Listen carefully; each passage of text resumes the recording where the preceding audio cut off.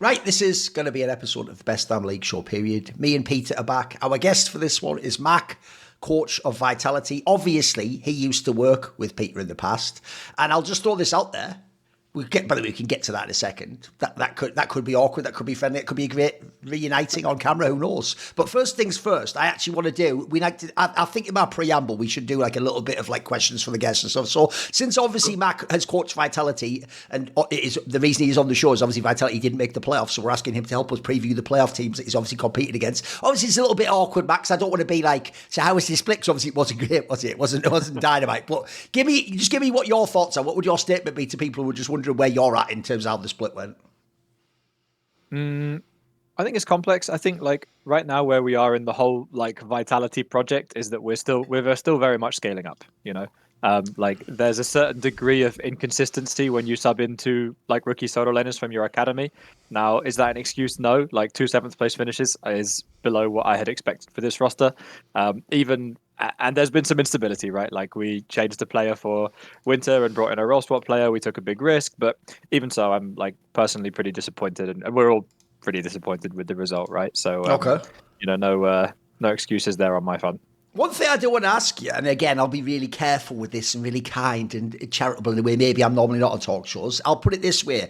One thing I was asking you about before the episode began is, right, I've very rarely in League ever seen people publicly communicate expectations. And if people didn't see Neo, basically the guy who runs Vitality, the whole thing, he actually just directly essentially called out the coaches, you and the rest. And sort of, it was almost sort of like they have to perform or they're going to be fired, sort of framing, you know, like that. The obvious joke to say, Mac, is this. Back in the day, you used to just be a Mad Lions where the biggest concern there was maybe the milkshake was a bit too crunchy. Now you got all, whatever. Listen, that wasn't technically his era, guys. That wasn't his era. That's why it was safe for me to make that joke. And also, thankfully, no one died.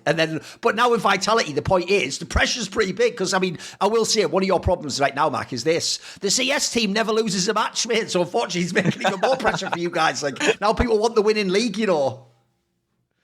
Yeah. I mean, I think, like, look, being realistic, Vitality is actually a really good org in, like, literally every title they compete in, and they have really high expectations. You know, like, they are a super ambitious org, and it's totally fair that they have high ambitions for the League project, right? That's been, like, communicated since day one. Like, we have long-term contracts, but at the same time, like, you know, all of the failures ultimately, like my personal belief is that like if the team doesn't do well, it's my fault, right? Like, or at the very least my responsibility. It can be not my fault, but it's always my responsibility. Yeah. And like if the failings of the team are my failings, right? So, you know, I think it's totally fair. It's like a bit of a it's a bit non-standard for it to be called out publicly, but at the same time, like Vitality fans, like winter has been pretty long for League of Legends Vitality fans. So I think it's okay for them to see that the org still cares and still is ambitious because there's obviously a lot of disappointment from the fans. So yeah I mean, I don't really mind, to be honest. For me, I said to Neo, like, look, I prefer transparency to uncertainty. So no hard feelings. By the way, I'll also say as well, for people who don't know, because actually maybe in League this isn't as well known, I can tell you from Counter-Strike, where the Vitality team's been very, very good, they have their own giant fan base, by the way, that go to the events, like Golden Hornets or whatever. That's like actually in CS, it's one of the not loudest and like the most like passionate fan bases. So I will say, I understand why Neo's addressing the fans here, because I think actually, obviously, I think the fans are waiting for some success in League, and then you'll see more of that come through, and then you'll have someone to battle the Carmine Corp fans and the BDS fans and the mad MKOI fans and all that jazz. By the way, one other thing to say, I do want to address the fact that you two work together, obviously. So I'll frame it this way, Mac. One thing I actually enjoy about your career is you've successfully done what I call the Dylan Falco. Not stacked loads of championships, you did get a few. What you've done is this. Me and Dylan always laugh about the fact that people do delete that he was ever in Fnatic. They think it was like, oh, he just coached like at the beginning and then Youngblock took over, and then remember Youngblock won all those championships, and then like I think Dylan went to like Schalke, and I was like, he was there the whole time as well. It's just the problem is Youngblock was like the, you know, head coach or technical director or whatever you'd call it, and then Dylan Falco was the coach. But the joke is, because now Dylan Falco's had so much success later, if anything, it probably gets reversed and people just think of Dylan Falco now, right? In your case, I do always point this out, technically you were the coach that won the championships in Mad Lions, but it did look, because no one knows with the roles, maybe people thought Peter did, he had the big bombastic personality at the time, but now you've made good, now people know it was you, you've got them rings. Peter was just watching, or doing whatever he does. I mean, Matt carried me for like, even when I was the one on stage, you were carrying behind the scenes. So, okay. Yeah. He did tell, put it this way, he did tell me you were like the humanoid whisperer or something. So come on, give me some thoughts. What do you think about working with Peter and that relationship dynamic? Man, so we worked together. The last time was in 2020, right? So we worked together 2018, 2019, 2020, which is a long time ago. And I was a pretty shit coach back then. Oh, okay. And I mean, I always tell people that I had a lot of luck coming up as a coach, right? Like, yeah, sure, I worked pretty hard, and I tend to back myself to be able to do most things better than most people, right? I'm a good learner, but like, I don't think anyone had as smooth of a transition to LEC head coaching as me, because I had 2018 learning, 2019 where like Duke and Peter, like Duke was actually the one on stage doing the drafts, right? And I was very much supporting them and learning from both of them. And also I got to see like all of because in 2018 we had Peter on stage, 2019 we had Duke on stage, and I got to see all of the things that both of them struggled with and all of the support that both of them needed from the people around them. And it was very different. And we were a very balanced staff, like it was quite a good mix. And then in 2020, I got to do it myself, like where I was the one on stage doing the draft, etc., doing the speeches, blah, blah, blah. But I still had Peter there, like guiding me through the whole process, right?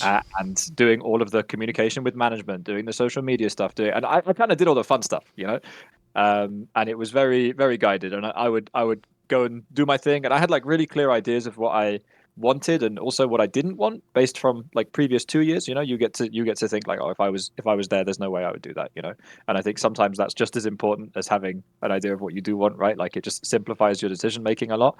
So the decision making in 2020 was like really simple for me from like a culture and philosophy and like gameplay approach. So I was just like really focused on that and really just pushing kind of my vision for how I wanted the team to play and how I wanted like the interactions with the players to be. And Peter was handling like kind of everything else. Behind the scenes. A little bit of coaching, but like less. Like I wasn't even your number 2. I was like your number 3 on the coaching side. Like Cass was. Peter got all of the fun like player discussions.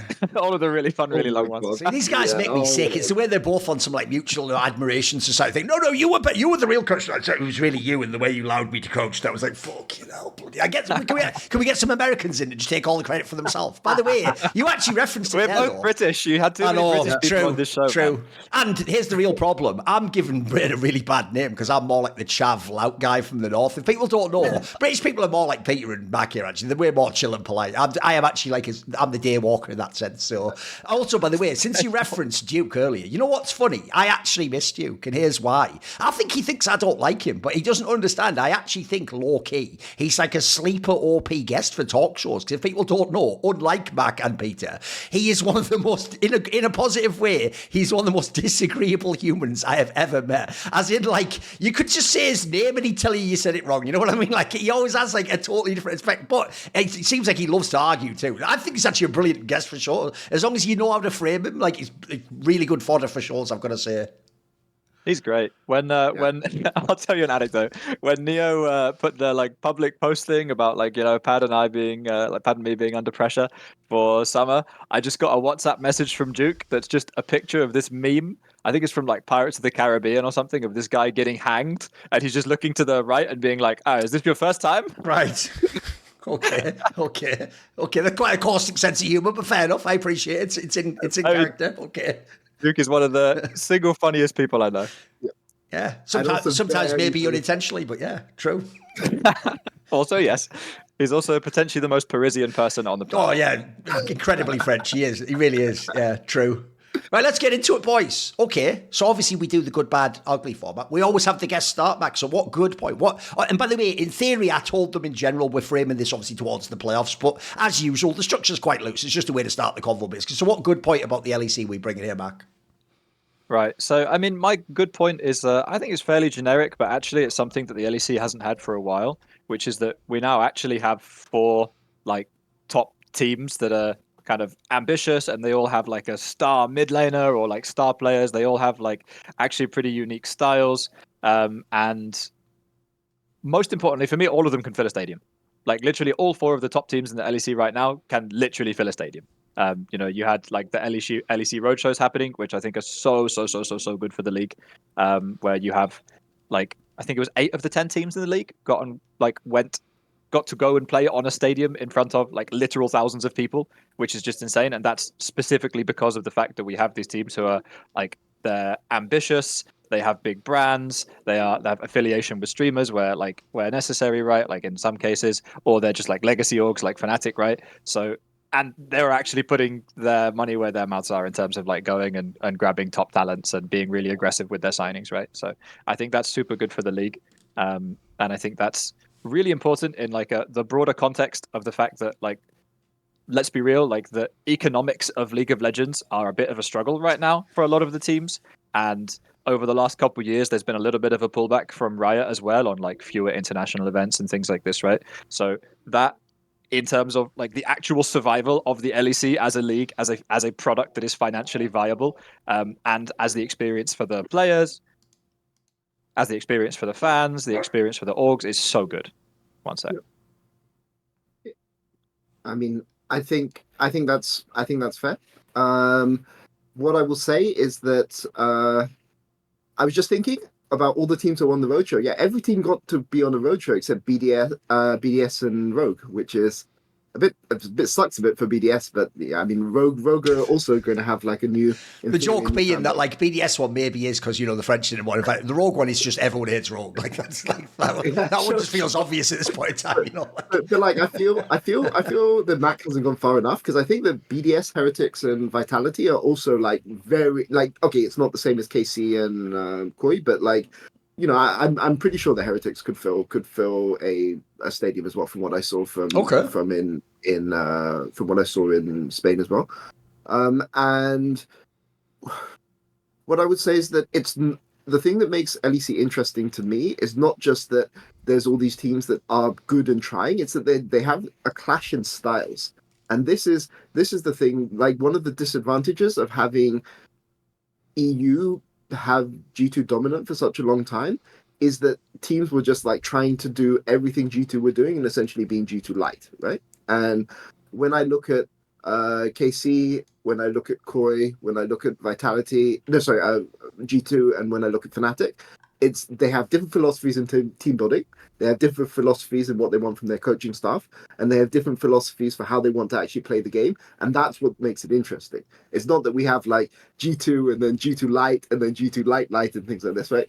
They're all trying to be creative in their own way, and they all like have the confidence, the arrogance, the line between confidence and arrogance, that their way is correct. And I think that basically it's not just about building around rookie. Like, if you go back to 2019, with Mad Lions and with Splice and G2, for instance, right? Like, you had to go all the way for rookies, or you had to go like all the way for superstars, right? But now there are different ways that the teams are combining those things, and I think that is what makes it interesting as well, because you have clashes in coaching, like personalities. Like, there's some coaches that have very, very strong personalities on Twitter, and it's not just people like Gilotto and Grabs that tweet in English. Like, the difference between like a Melzet or a Machuki, like in Spanish, they're very, very different people online and things like this. And that, I think, adds a little bit to it as well. So I agree. I fully agree that it's 4 teams, but it's 4 different styles and 4 different personalities and 4 different styles of play as well inside the game, and that's I love that about the LEC, and I don't think that other regions really have that, because you even look in LCK and the top teams, it's it's the hierarchy, it's copy what the top team does, yes, and minimally adjust it. But in LEC, it's like fundamentally from the ground up different, yes, which is great. No, I see the point being made, because again, he's not just saying like there's top teams competitively in the server. He means like actual clubs that feel like they are like big things that you can have the road show and it brings its own attention, etc. Whereas I'm with you, like before it was basically G2. Fnatic got to be there by default just because they maintained like their legacy status. By the way, I'll just say that shouldn't ever be pooh-pooed. Like, spoiler, SK used to be a legacy org, and they've been bottom feeder for a long time now, and they've never had that like magnetic appeal for about 6-7 years. So I don't think you can lightly say Fnatic has that, but they have maintained like their old, like, we're always one of the top teams. G2's obviously was from the marketing angle. They had that whole like edgy Carlos banter angle they went with. And I'm with you. I do think for many years, all the other teams seemed to do was just hire a Zoomer social media guy and go be like G2, which didn't work, because not only were they better in the server, but they were even better at that style of jokes. And in fact, spoiler, that type of jokes, as some people had to learn the hard way, get you fired if you don't pull them off. As someone who's done this a lot in his own career, You always fuck up eventually. The problem is, if you're not good enough at it, you're going to fuck up too much. It's going to get you into trouble. And you're going to have to do that. This tweet did not represent the organisation and the person who made it has to be fired. Like the classic Cloud9 one we all remember. I think that guy actually just left Cloud9 recently, by the way, if people don't know. So anyway, to draw it back, I actually do think the obvious pivot, now it's obvious in hindsight, is they all regionalised the fan bases, and that became a way you could actually have your own thriving fan base. You're not just a G2 Light. You're like this type of a French team, this type of a Spanish team. You've got this. Obviously, it's even better when you can connect it with the influencers and like people who like that sort of a person support this team. I think it's quite a good approach, quite a good angle. Also, I'll throw this out there. I do think the other part that is really underrated is the idea that you're not just a top team like presence in the league, but you can actually fill a stadium. That is really underrated. Like, as a random aside, if people don't know this detail, because sometimes foreign people still don't know this, believe it or not, about the Premier League, I always tell people the way you know you can't actually buy fans, you can only buy players, and then if you build the right team culture on the players, you can eventually build fans. But fan bases are really hard. That's why, by the way, I give props to Fnatic for maintaining the fan base. You can lose that fan base. It's really hard to come in. If someone comes in tomorrow, so Na'Vi might join the league, they might bring some Na'Vi fans from CS, but they're going to have to start over with their league fans. They're going to have to start from zero. It doesn't matter how good the team they put in. The example I would give people is, even though Manchester City in the Premier League have been almost like impossibly successful, it is literally a famous thing that to this day their stadium isn't full. Even when they were the number one team, even when they were winning everything in the world, they would have like sometimes a half full stadium if it's like a normal game. Whereas if people don't know, you can go to teams that aren't even good, like Everton or something, and they'll have like a full stadium because like, they've just got that like team culture and like people, they've managed to like maintain some sort of an ethos about what the club means. So I agree. In fact, I actually think it's better for this example to probably not use the top teams. It's too obvious to use Karmine Corp because people know in the server they're dope as well. No, I'd actually say, if anything, the ones that impressed me were the GXs of the world. I was kind of shocked by how many people were like fans of that stadium was fucking rocking, mate. Whereas, again, if I think only of the team in the server, at the time I'm thinking like, yeah, it's kind of a bit of a mid-team, it's whatever, in it. But you actually realise the value those orgs can bring when you see them in that environment. I agree. I think they did a great job. And as I alluded to earlier, I actually do think if Vitality gets in the right place in League, I think that fan base can be built there. Like I say, I've noticed they do have their own like set of people who have these expectations across all the games. They're the people who follow it all, etc. So no, I think it's a good point. Crucially, it's not just about performance though, right? It's about this idea of like building a culture. Because you are right, before it was basically G2 Fnatic and then who cares after that, right? I mean, you guys in Splice were in third, but you didn't have this giant fan base around you.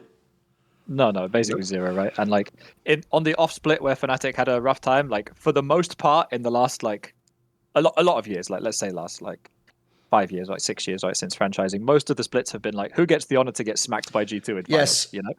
Yes, which is just like shitty, right? And there have been like a few exceptions to that, but generally speaking, that's been the trend, right? And right, like this year, like G2 hasn't had its strongest year ever, right? I think that's like not particularly controversial, right? But right now the league's in a position where, like, let's say G2 has like a horrendous year and they're not even in finals. Like the two teams, like of all of the top 6 teams we have in the playoffs right now, like it doesn't matter which of those 2 teams it is in the final. The final is actually going to have like a huge amount of hype and fan base and expectation and narrative, right? And that's so fucking good for them. Yeah. Mate, you could even argue right now, and this is a statement actually in favour of those teams, not against G2. You could argue if you wanted the most hyped final, you would make it actually our opening round matchup, Karmine Corp against MKOI. That would, if you put that in a stadium, that would be absolutely rocking. Even though the joke is historically G2 is the one you always want there for the numbers and all that. So, no, I think you're right. Like, you nailed it, mate. Really good. Yeah, and I think it's really insane for all the other teams as well, right? Like, I mean, I think it's public knowledge, but maybe not super common knowledge that like the teams pay for everything themselves, right? Like the roadshow is like purely paid for by the team that's putting on the roadshow, right? Which is insane, and that means that like, look, as Vitality, we are currently a 7th place team, and my lovely little rookie solo laners got to go and play a best of 3, thank you, new format, on stage in front of 3,000 people, 2,950 of which were booing for them. Like, that's insane, yeah, you know? Like, true. as their coach, like, I could not possibly ask for something better in you know, 5 months into the split for my rookie players, right? Yes. And like for Lintus as well, who's like, he's only in his second year LEC, which is like 3rd split, right? So like that, for the league and for the development of the league, like the format plus the hype plus the pressure is insane. And what Peter said about the like big distinction in culture between the teams is really true, right? And I think, you know, when I remember at one point last year, Mad Lions Koi it was then was having like some really shit results. You know, I think they went out at, like quite early in summer. Yep. And then they had one more chance to go and make worlds. And there's this tweet from Ebai being like, "We're gonna go and grind 14 hours a day and we're gonna fucking make it," you know. And you can disagree with that or you can agree with that, but it adds so much to the narrative and the pressure. And they have their different different philosophies, right? Like the MKOI one is very much about that, and like they've got a lot of flack for hiring a lot of Spanish people, but there is a real element of Spanish culture which is like that, right? Like there's a lot of like kind of aggression and dominance, and like you call it machismo or whatever you want to call it, right? Like there is a lot of this like almost like anger, right? Like I feel that a lot of the Spanish players literally like they feed on anger.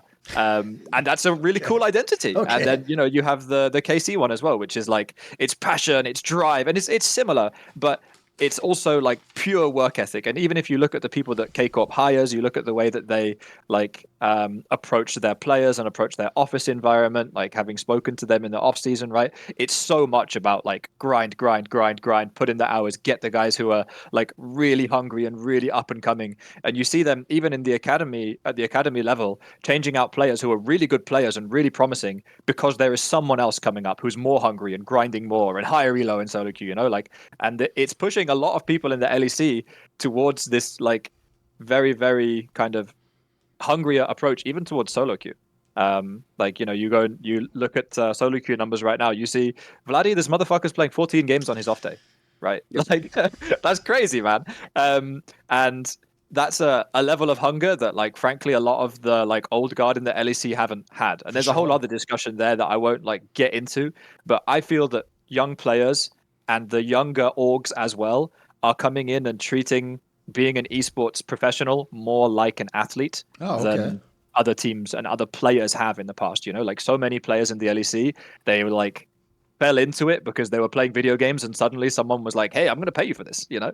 And whereas I now have players where I asked them, like, what would you have been if you weren't an esports? And they're like, I don't know. I always wanted to be an esports athlete. And I'm like, what the fuck do you mean? Like, that's a career, like, aspiration, you know? But, like, that's not something that existed when so many of the players were coming up, right? So people are viewing it, like, more as a job now. And I think that KC is actually, like, contributing to that as well. So you could argue actually that last year MKOI was a little bit too much embracing Spanish culture because they did all their work early, then they were asleep during the middle part of the season, and then they woke up just in time late to get it all done and finish up, you know, so whatever. It's a siesta there. It was a siesta joke, guys. It's all good. But just to build on what Max said, like, I think that well, you obviously weren't going to reply to that joke. Keep going. Come on. We'll just breeze over that. Yeah, of course. I appreciated it. But what I would say is that I think the role of the coach also changes a bit, because I think that part of your responsibility as a coach in like the mid 2010s. So in the early 2010s, basically in the West, we just didn't have like real coaches because they weren't even acknowledged. Even when people were being a coach, it was just like you weren't even acknowledged on the stage. But I think in the mid 2010s, your role was more to be a bit of a parent, you know, to like chase up the person, you know, wake them, get them out of bed in the morning and things like this. But I think as my career has gone on and I've worked with more and more rookies, like part of my responsibility as a coach, I think, was to keep the rookies in check a little bit, you know, like to say, you know, maybe you shouldn't play. I mean, look, I don't want to say Vladdy shouldn't play 40 because they're in the middle of the season, right? But it's like, you know, be more efficient with your time. Don't like burn yourself out like in week one, you know, burn yourself out in week quarterfinals or semifinals or playoffs if you need to, but pace yourself, right? And I think it's not been about like chasing up people. And I think that's, yeah, I mean, obviously that's one of the reasons why I've loved to work with rookies, because it's much more fun to say, you're doing great, do a bit less, you know, be 20% more efficient and work 10% less, right? But be efficient in these ways, because that's really fun to say, because then you can be really nice to your players. Whereas if you're chasing them out of bed like 1 o'clock in the afternoon with screams at 1:30 or something, you know, like that's not fun at all. That's really miserable over like months, especially if you're really motivated and excited as a coach. So I definitely agree with that too. Also, just to throw it out there, the obvious contrast of how the old days were was when Rogue became the team that suddenly entered like the contendership. They had all those splits where they were in finals and semis, and that team never had a fan base. Like, I always think they were so lucky that summer roadshow was in Sweden, and the last at the time was it's like absolute MVP peak level type play.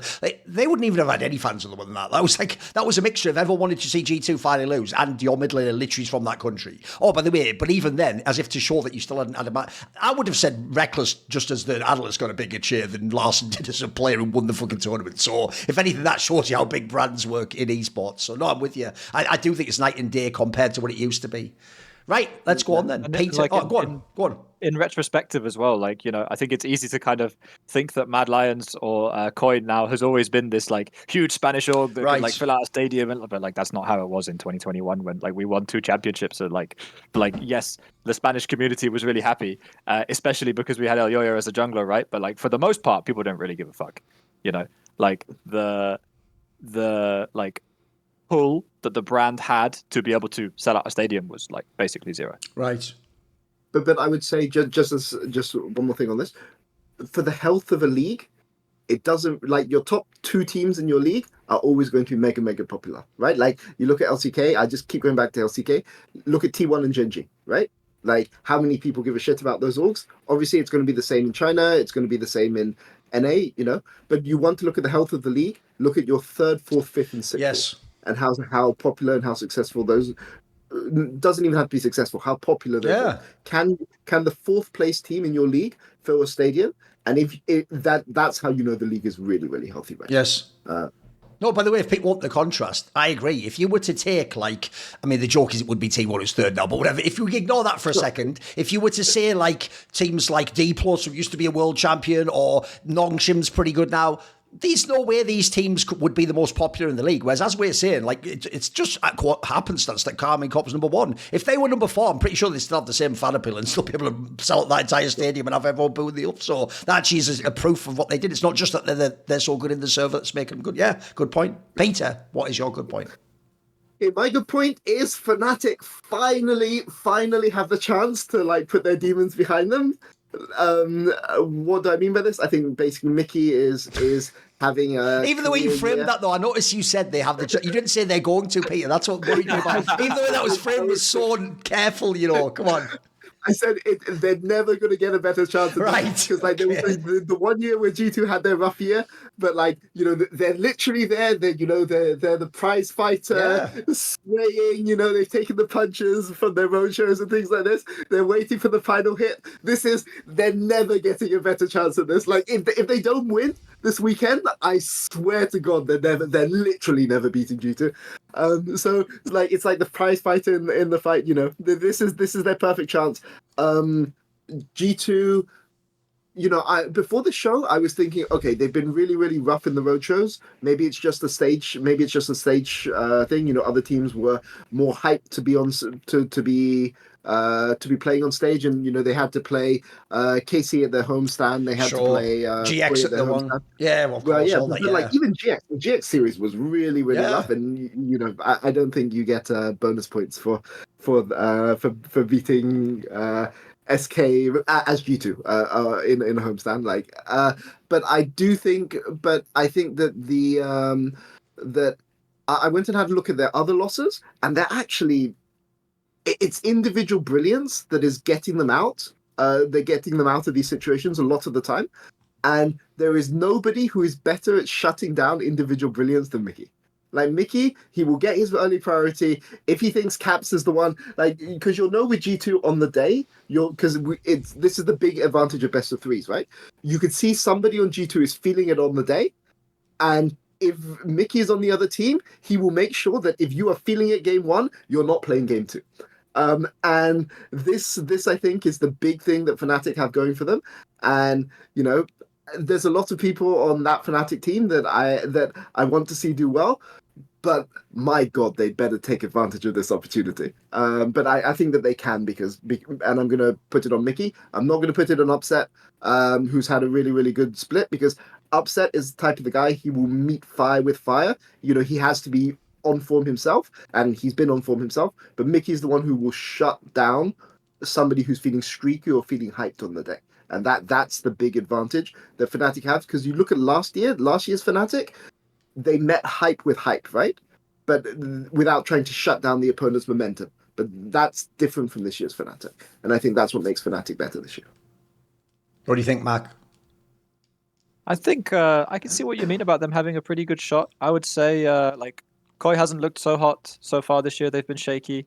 Like they have like these like flashes of brilliance, but then they have these games where they get rolled over, and like G2 has been really, really up and down. And I think they've relied a lot on having like these like very creative drafts, and like the Warwick and stuff like this, right? Or like the Mundo. And I think they've had like a lot of really good band-aids.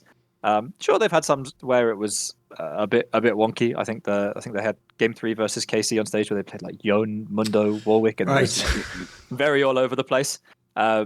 But you know that's okay. That happens sometimes when you cook. Sometimes you cook too much, right? But I think I would say from like playing against them. Now this is, to be fair, like we got rolled by G2, right?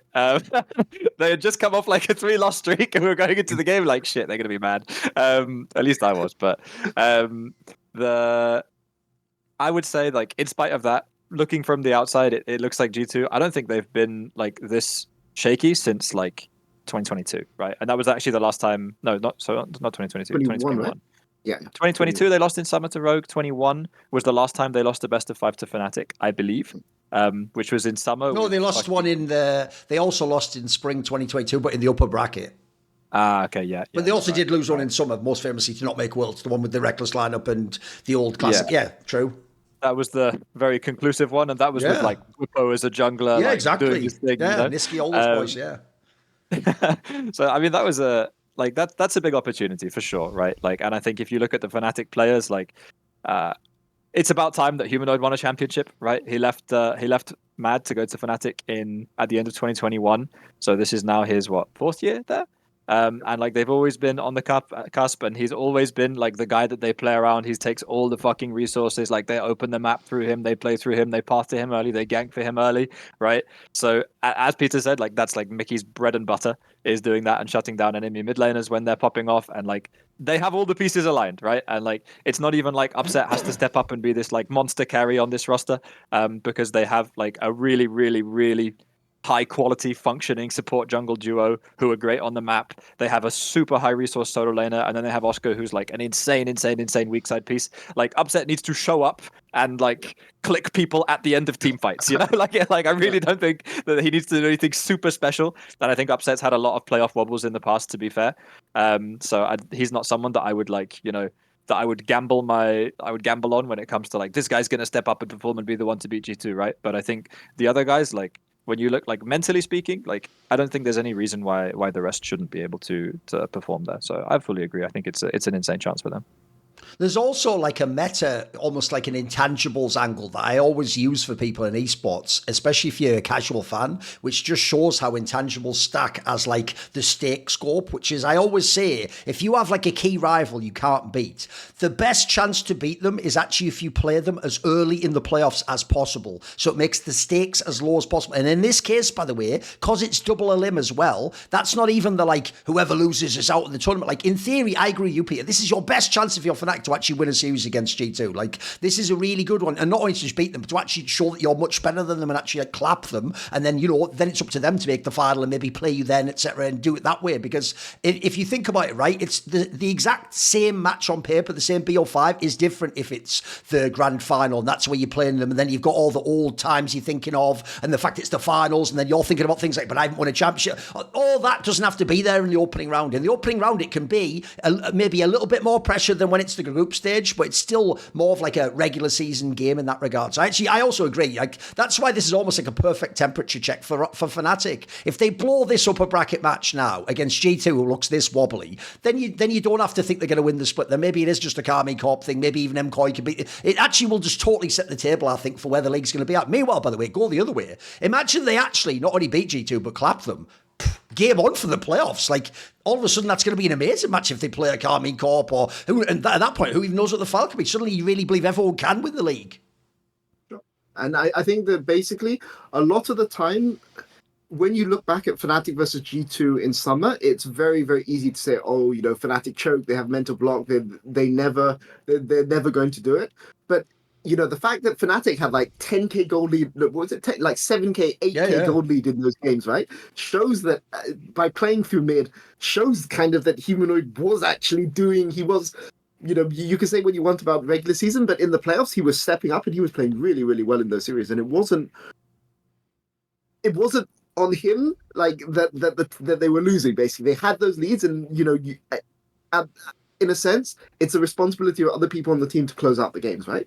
So now he has those other people to close the games, and I think that gives them a chance. But I think just to go back to the Mickey point, like I think that there are lots of supports in the league who are capable of shutting down mid laners, but there are not a lot of supports in the league who are capable of shutting out junglers and top lane. I mean, this guy ganks top lane. Yeah, absolutely. Yeah, like ganks top lane, but also he's very like there is no support that I think who will, because Skewmon, like often G2 are reliant on Skewmon to do some crazy stuff, right? And Mickey will not let Skewmon do that, and that is an advantage I think that that they will have. But yeah, as you're saying, best to play them early on in playoffs, and then hopefully you beat them, and then you rely on Koi or because it's double elimination, right? So you rely on Koi or KC, hopefully, because as Fnatic, you're thinking you're going to beat KC in the upper bracket, finish them off, and then you never have to play them again, and then you don't wash your hands of it and be like, when we don't have to play them in the your dream, by the way, is you beat KC in the upper final, and then G2 fluke beats them in the lower, or they have the pressure gets to them, and then you don't have to, you only have to beat them once. Then true. Yeah, true.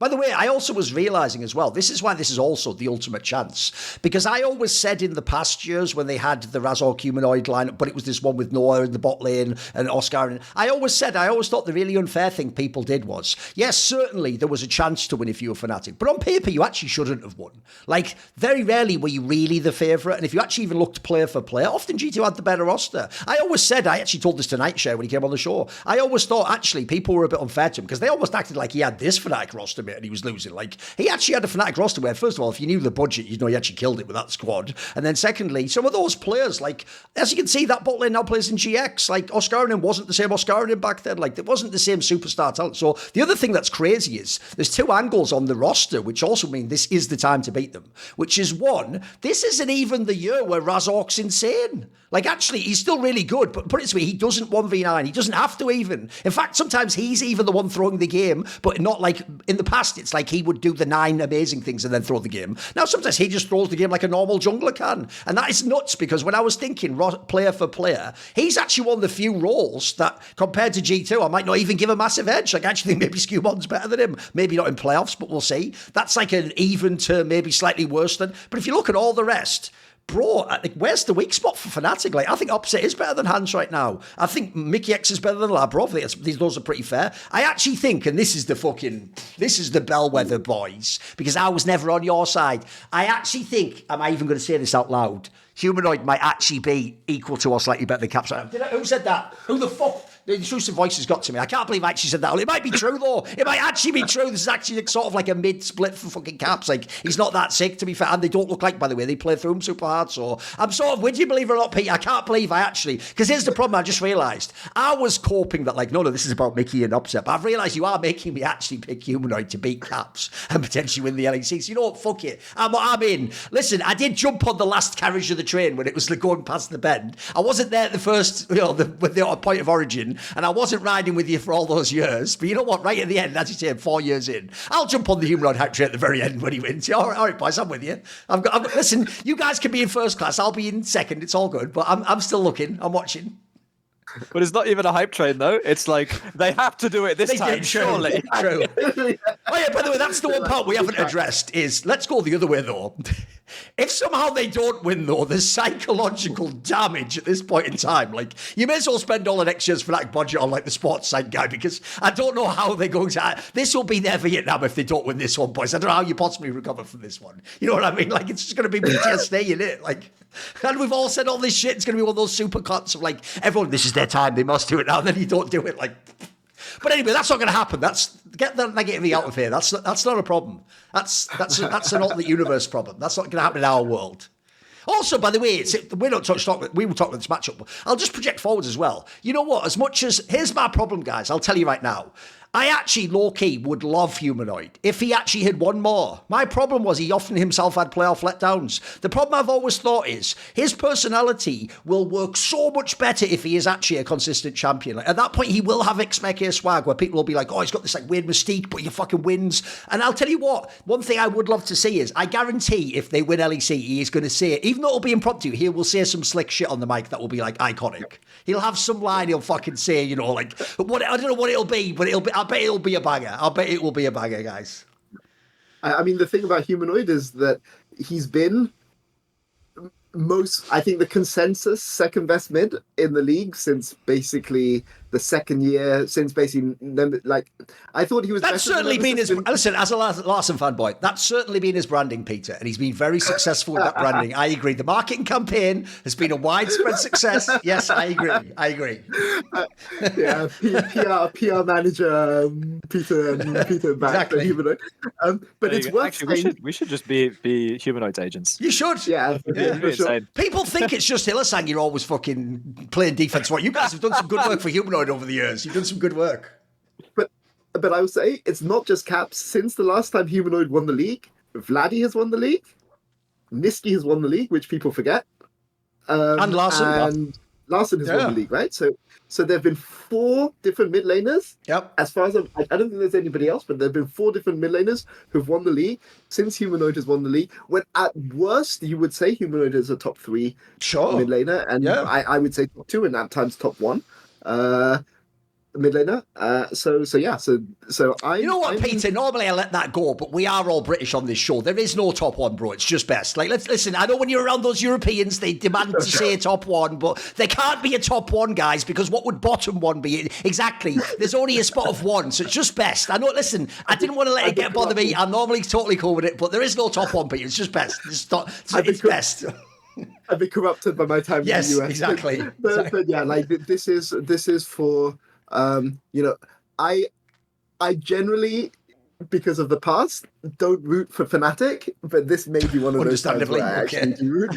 Yeah, I mean, like, obviously, Okay, in that case, that is the final seal has been opened by the fucking angel of, like, the apocalypse that Fnatic must win, because now Peter Dun is cheering for Fnatic to win. So at this point in time, fucking everything is aligned. If it's not going to happen now, it's never going to happen, is it? I'm with you. Okay. Yeah. Okay. God. Anyway, I have a similar topic, though, for my good points. We can tie into this, which is the battle for MSI, the idea there's 2 teams that go, right? In the past, I actually think a lot of those battle for MSIs were kind of ruined because people thought things like either Fnatic would go and not perform, or obviously the joke is Mac literally had to apologise for qualifying. By the way, the better part of the joke being, preemptively, that was justified. But anyway, that's enough of that. Listen, we all remember how that went. Well, it depends how good your memory is. If your memory is really good, what you do is you just focus on the first, 10 minutes of that first game. Just fucking looking great. And then I passed out after that. I forget what happened. I think, anyway, they lost after that. But anyway, after that, it got bad. I blacked it out. Yeah, exactly. It got bad after that. But listen, the first 8 minutes or whatever was cooking. That was looking really good. But anyway, the point is, normally, MSI is just G2 plus who? I actually think not only is the battle wide open, but this is a really good sign for Europe. Whoever makes it out, you're actually going to have to be really good. There's no way you trip over. There's the other thing. When G2 could make even worlds last year where they would sometimes just fuck around, there's none of that. I think if someone actually plays bad, they're just not getting to MSI this time. So I actually love how, not only is it wide open, but we've got a bunch of really good teams. And I feel like even if, I'm not as big a fan of MKOI, for example, if they can somehow get past G2 Fnatic KC, then I probably will be hyped to watch them play. That would actually even imply to me they'll have a chance against some of the bigger squads, etc. And actually, if you like the classic enemy rivalry, I actually think whoever comes out of this MSI is going to cook the fucking LTA teams. I know they all think, oh no, we'd fly.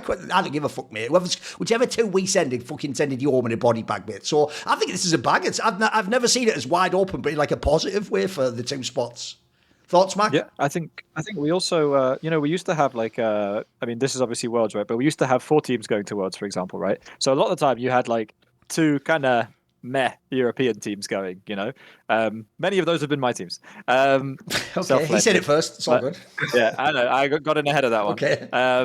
But we've just spent all this time talking about the fact that we have like 4 actual legitimate contender teams that are like hype and fun to watch and have personality and distinct philosophies and like all of these things in their favor, right?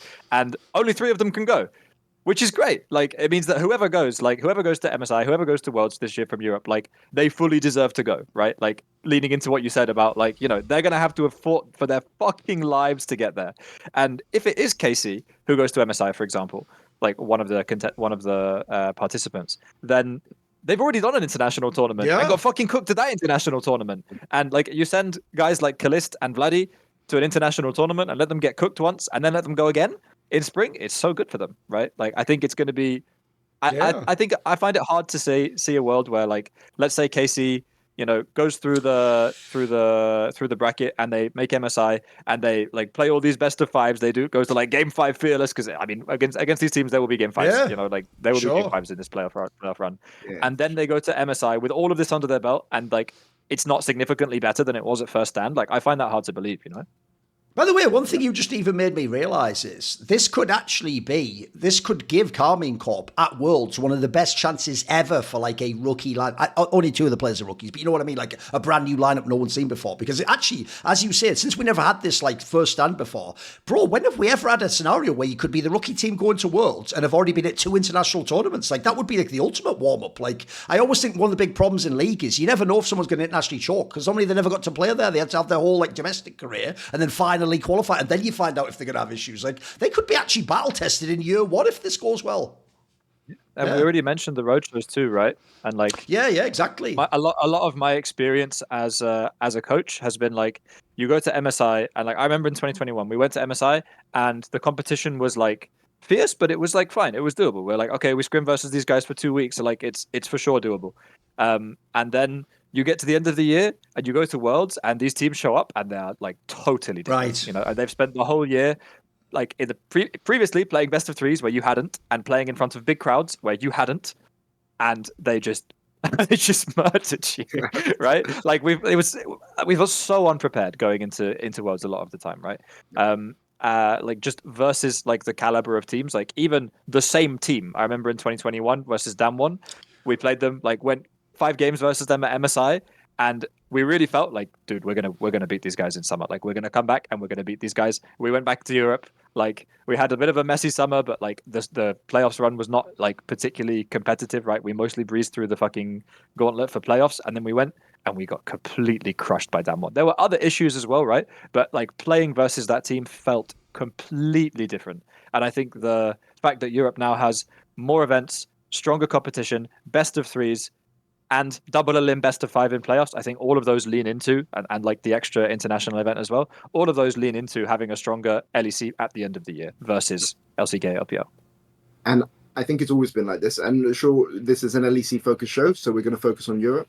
But even, you know, looking back in the day of teams like Flash Wolves with, you know, the Casa lineup and Casa Sword Art and things like this lineup, like they would go to MSI and then come back to their home region. They would come to MSI, look like a top 2 team in the region, maybe like top 2, maybe in group stages and best of 1s, maybe even a top 1 team. They would go back to their weaker region, and then by the time Worlds came, they're just outscaled by everyone, including Europe. So it's not just the European teams; it's the fact that you have a competitive LEC means that you're not going to have this scaling disadvantage, if that's what we're going to call it, going into Worlds. So I think for sure that's a good thing. Yes. Just one more thing for that as well. The fact that top esports are crushing it in China right now is the biggest hype thing for Europe that you could possibly imagine, because obviously KC outperformed them in his top. Sure. Like Kanavi and Cream, you know, they're the biggest cheerleaders for Europe. They're the biggest hype merchants. Yes. You know, we say Ibai and Kometo, but no, it's the people that are really bringing the hype are the fact that top managed to somehow perform so poorly at first stand and then go to LPL and crush everyone into the floor. And I mean that, you know, that makes me as well excited, because surely they're going to be there. And like, what it would be so funny to watch KC beat them again. By the way, I could even go further, Peter. Technically, if you want another reason to be hyped for MSI, right now, look, to be fair, BLG's actually like powering up a bit and maybe they'll get it together. But right now, if you actually had to pick two teams, the two teams that would go for LPL is Top Esports, who, as you just mentioned, has the now notorious Kanavi, Cream, and Jackie Love, which is like the fucking recipe for disaster in international events. And I say that as a massive Jackie Love fan. And then the other team is Anyone's Legend, who contains another of my favourite players, Tarzan, who is absolute death when it comes to international tournaments. And all he does is, if people don't watch their region, you tell them all he's fucking a genius, and then he does nothing, and then they go, this guy isn't good, why did you tell me he was good? Like, if they're the two teams that we actually sent for the LPL, we might actually cook Europe. This might actually be the one, mate. Again, This is Fnatic, this is your time, bro. Humanoid, if you're ever going to go, you might even be able to make them look silly, mate. You might even actually get it done against Cream. Do it. I'm with you. By the way, speaking of things that are good, we actually have a sponsor, which is good, and it is a really lovely sponsor. It is Into the M, which is a wonderful T-shirt company, and I'm wearing one of them now. I'm wearing like a plain white tee. This is actually one of the like a slightly thicker one. I've also got this like another plain one. This is actually a really lovely one. It's like really cottony. It's just like, I'm not even sure what colour this is because I'm colourblind, but whatever plain colour this is.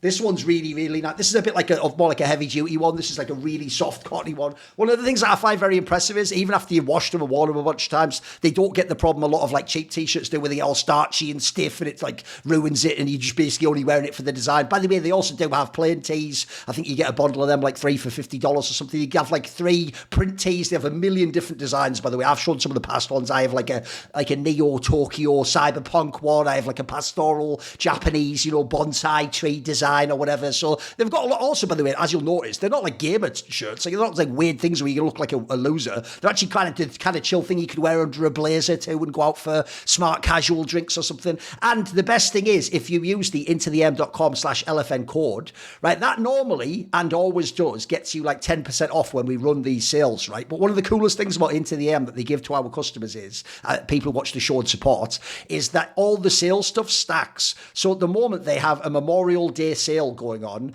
where items are up to 70% off site-wide until the 1st of June. So that means you not only get, if it was 70% on the site, that particular item, you'd get the 70%, plus you'd get the 10% from using the LFN thing, and also the 10% and all the other stuff applies to those bundles. So it's just actually one of those sites where it's not like each coupon counteracts each other. They all stack, actually. So shout out to LFN, to Into the M, and everyone who supports the show and has bought these products. By the way, let me know if you like the shirts and which ones your favourites are. Thank you to them, and let's go on. So, to now go to the bad part. Mac, what is bad at the moment in LEC? What's bad? I mean, we just spent a lot of time talking about the top 4, but it's another top 4 point. Apologies in advance, but it's related to a lot of the stuff that we've talked about already, and there are some things to dive into there. But like, G2 looks so shaky right now, man. And it's not like it's just been like, oh, it's spring regular season, right? Like, I think their winter playoffs run was like very meh in some ways as well. Okay, like, it's not like they had a super difficult winter playoffs run, but like, no, but Mac, people even forget this. I'll tell you a detail. People act like it's only the final, bro. They were losing that series against Fnatic. Fnatic actually had to throw as well. And people make out like they just walked to the final. They could have lost that series too. I agree with you. There was some warning signs there. Yeah, for sure. And I think that, like, from looking at this team play throughout the year, like, I think they do some things really, really well. Like, I already mentioned the creative drafts. I think their players are so on top of like being ahead of the meta, and I think Dylan has consistently done such a good job with every team he's been on at like bringing that out and like utilizing those strengths, right? So I mean, props to them for that.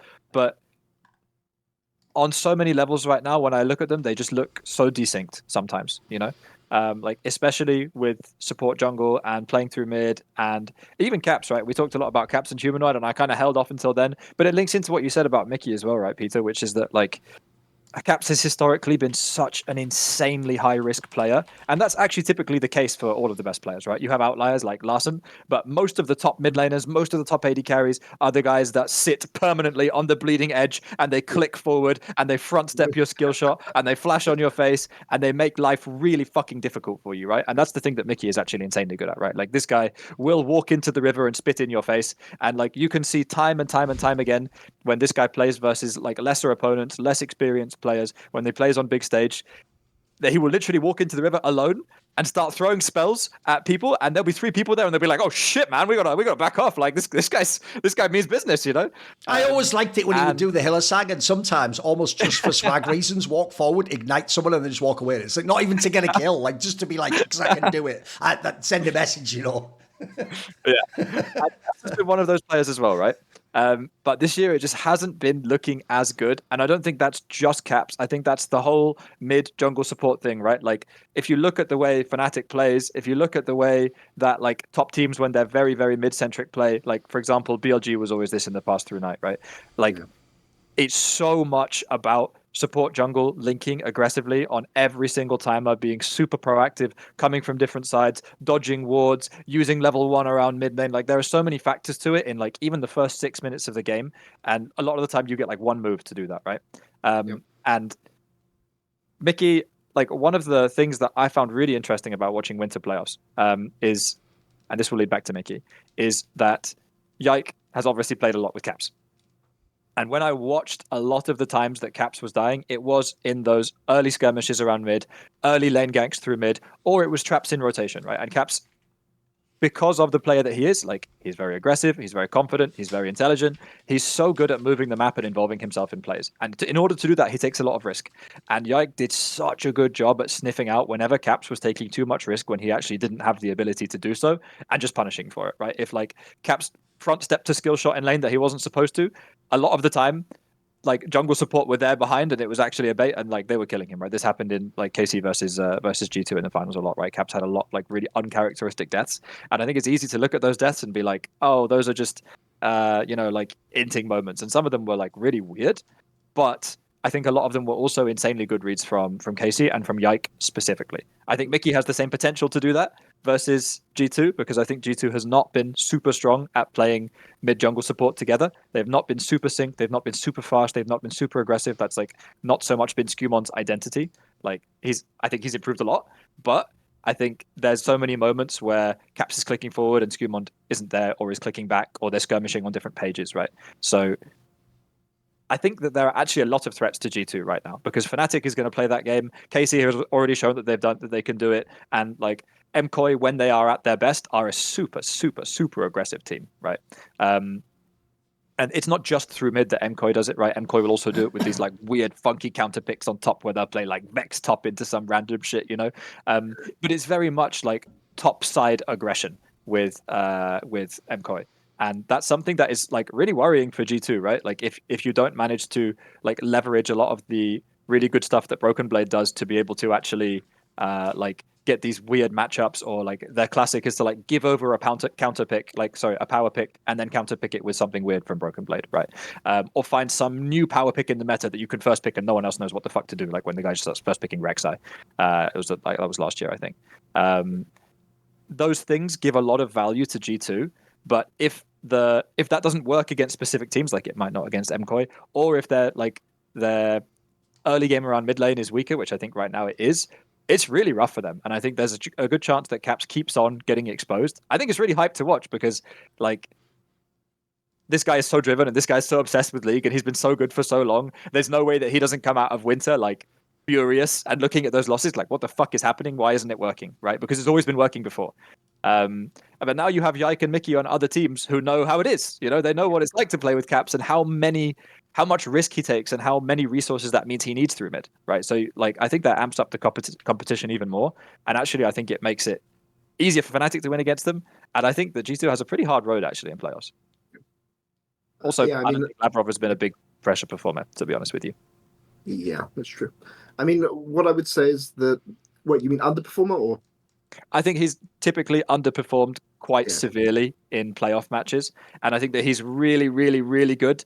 But like, again, experience of playing against him, I can tell you that this is the guy that we attacked so often in drafts in playoff matches, right? We just made sure that like this guy has a losing matchup, and then you go and you transition that from bot into mid, and you stomp, you know, or you keep attacking bot over and over and over and over again, and then like the map falls apart a bit. And when you're playing with like a high risk mid laner and like a support who isn't allowed to move, and like a rookie jungler, that's like a really dangerous recipe if people start attacking you really aggressively, like either in draft or in early game or level 1 or whatever. I think they have a lot of like flaws that they need to either fix or more likely band-aid. Yeah, that's fair. That's a point I actually hadn't thought about that much, but I think you're right. What you were saying about Mickey and Yike in particular is right, because part of the reason why the top players being aggressive is so important is you get away with murder. If you like, it's not about the skirmishes that you take, it's about the skirmishes you don't have to take because the other team is respecting you.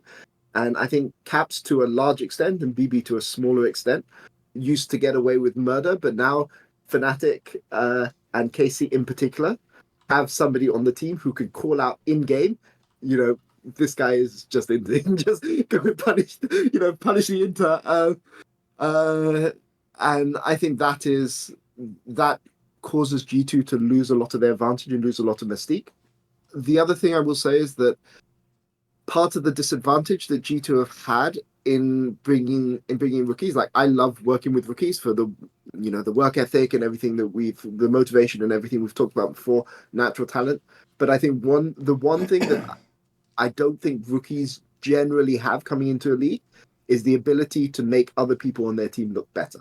They're very good at being like absorbing that from other people, but to play for somebody else on your team and to fit into a pre-existing system where normally if in ERLs you are the guy, right? Like Yike was that guy in ERLs when he was coming up. Skewmon was that guy, and then they have to fit into G2 and they have to like supplement what makes Caps feel good and what makes Caps play well. And even in a sense, so going back 2 years, going back to 2023 when Yike was coming up, people forget at the start that Yike wasn't flawless at the start when he was on G2. And in fact, Caps had to temper a lot of his aggression to ease Yike's transition in. And then by the second year, by 2024, they were fine.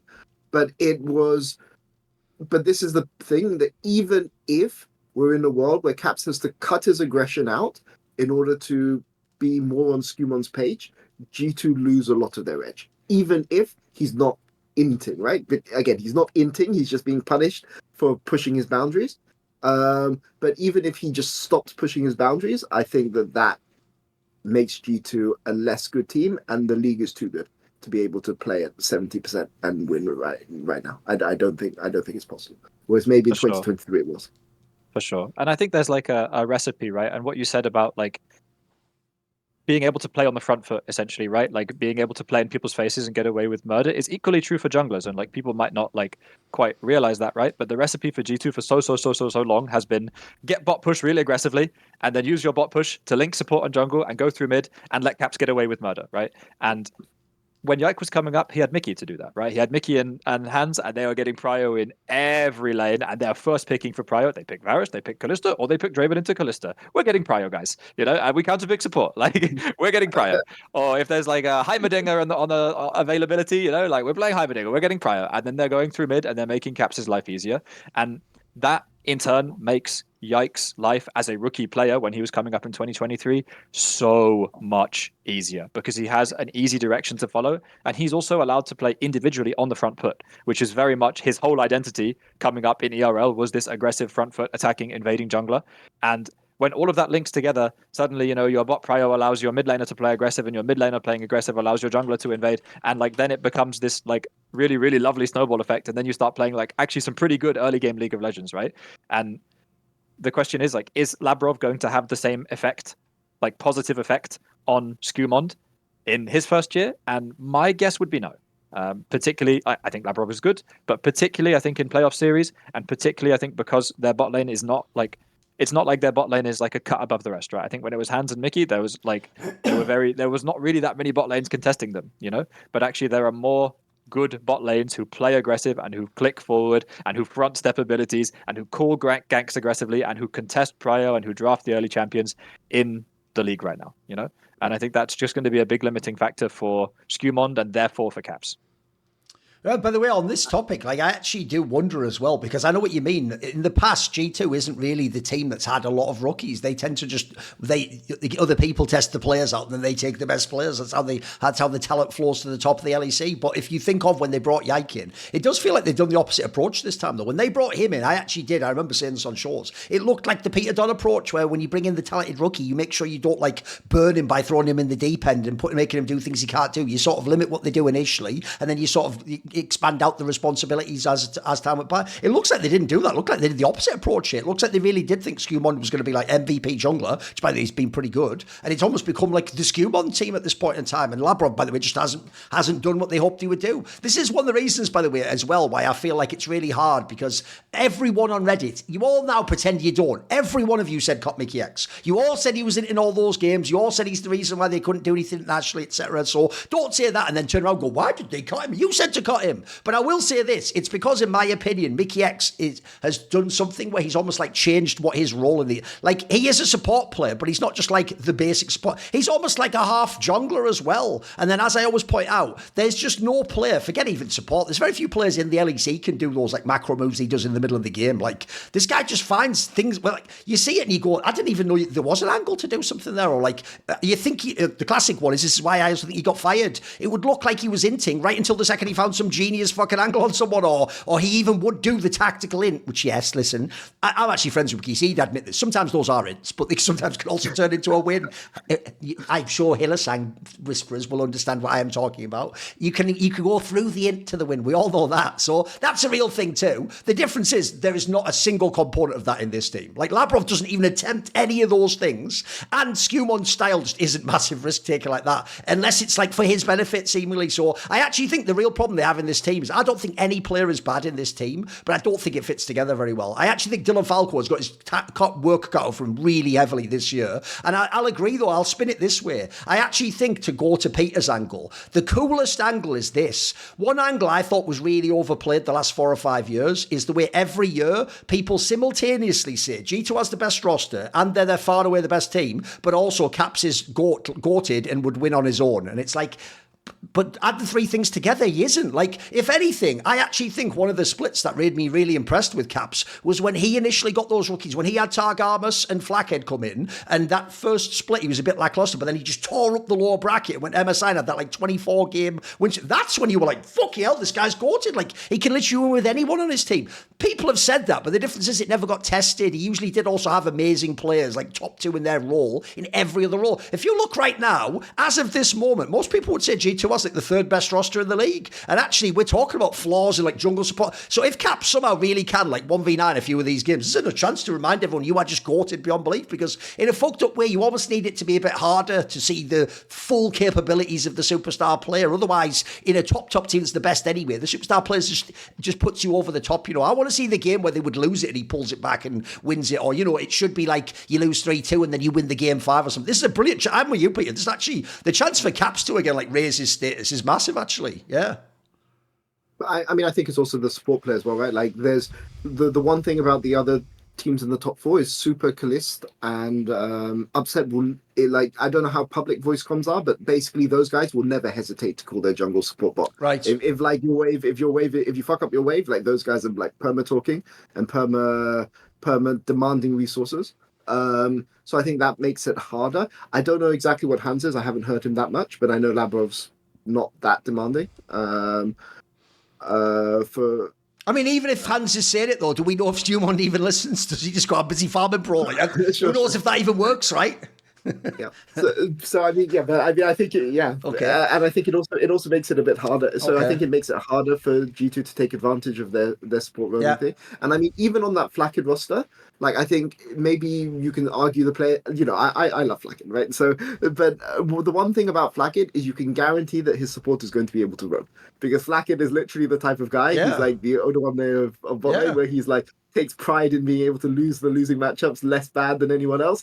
And what that means is that if you are his support, you can literally do whatever the fuck you want on the map. And he normally if you're playing with Upset's, wave is stacking into him, Upset's like, come on now, or else I'm going to lose like 12 CS, and Duncan's like, it's fine, I can take it, go live your life, you don't need to be shackled to bot lane. So, I mean, in a sense, even if their 2v2 wasn't that great in that year, you could guarantee Target Master would be able to listen to Caps. Yes. And that's whereas it's not the same. No, put it this way, my joke would be, for those other ADCs, the jungler is their third summoner spell. They just call him and he appears in the lane and starts fighting, right? The joke is, if your hands at the moment, when you call Skumon, that's like ordering an Uber. It says like 7 minutes away, actually rerouting and picking up someone else first. When's he going to fucking get here? Like, that's actually the world he's living in. It's why I actually say, he might have asked for Arbrov, but I don't know if he asked for Skumon, mate. I'd love to know what the actual conversation on that was. I don't think those two fit together. Lastly, I do have a point actually that we can spin back, and I want to ask you about this, Mac. You hinted at it, but I'll be more explicit. I have a good memory, mate. I've seen Labrov play 2 LEC finals. Everyone will remember the most recent one where he just didn't do anything. Oh, when he played the BDS one, by the way, that was one of the moments where people forget that was a fucking epic Hillsang series. He shit all over fucking Labrov in that one and completely gapped him. And by the way, Labrov was absolutely picking all his threshers and all the ones he wants. He got gapped in that one. Like, I know what you mean, Mac. Like, I actually have seen this guy in the big moments actually not kind of live up to performance. And that was obviously a great split at the time. Most people thought BDS should win that split. You nicked it. Yeah. And that one was a reverse sweep as well, right? Yeah. And, like, the reverse sweep was very much like, okay, guys, how the fuck did we lose game 2? But Okay. because we lost to like the most horrendous game. But like, enemy bot lane literally cannot play. Like, we're just gonna lean on them as hard as we possibly can. And like, I think if I remember correctly, we had the exact same bans every single game of that series. We just banned out Adam's champions. Like, I think we banned like Olaf Darius in first round, and then we banned like another one in the second round.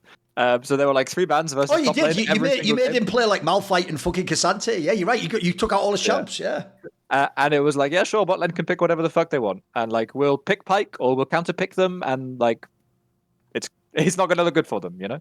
And in the last game, like the historical context there was that Annie was like this super crazy broken OP flex pick champ that you could play on mid and support, and we totally ignored it and we're like, you guys aren't going to play it, and they chose not to play it.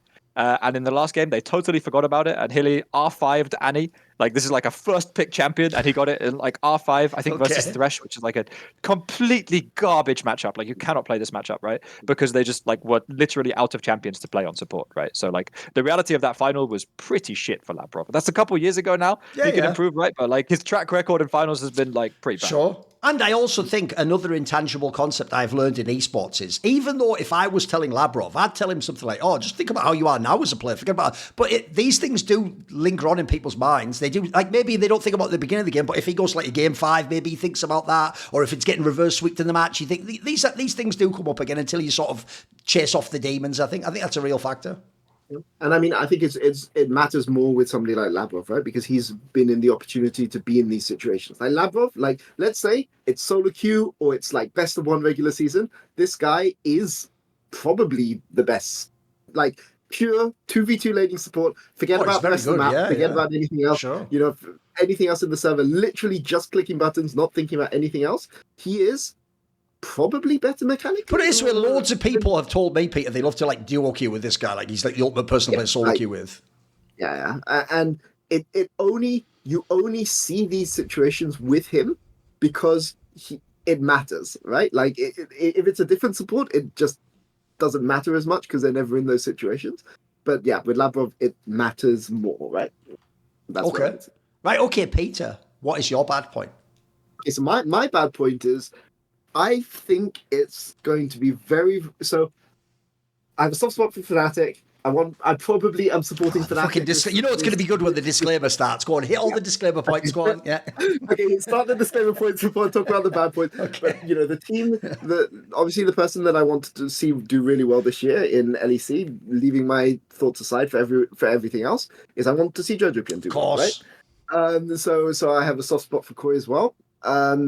What I will say is that I don't see a path forward for Koi against KC in this series. I think Koi can go to MSI. It's not impossible.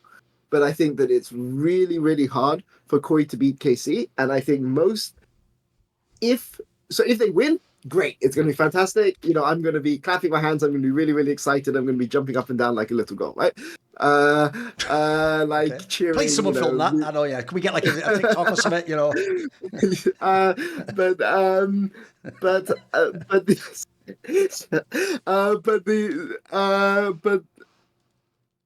too many late nights. Yeah, but Koi can't beat KC. Okay.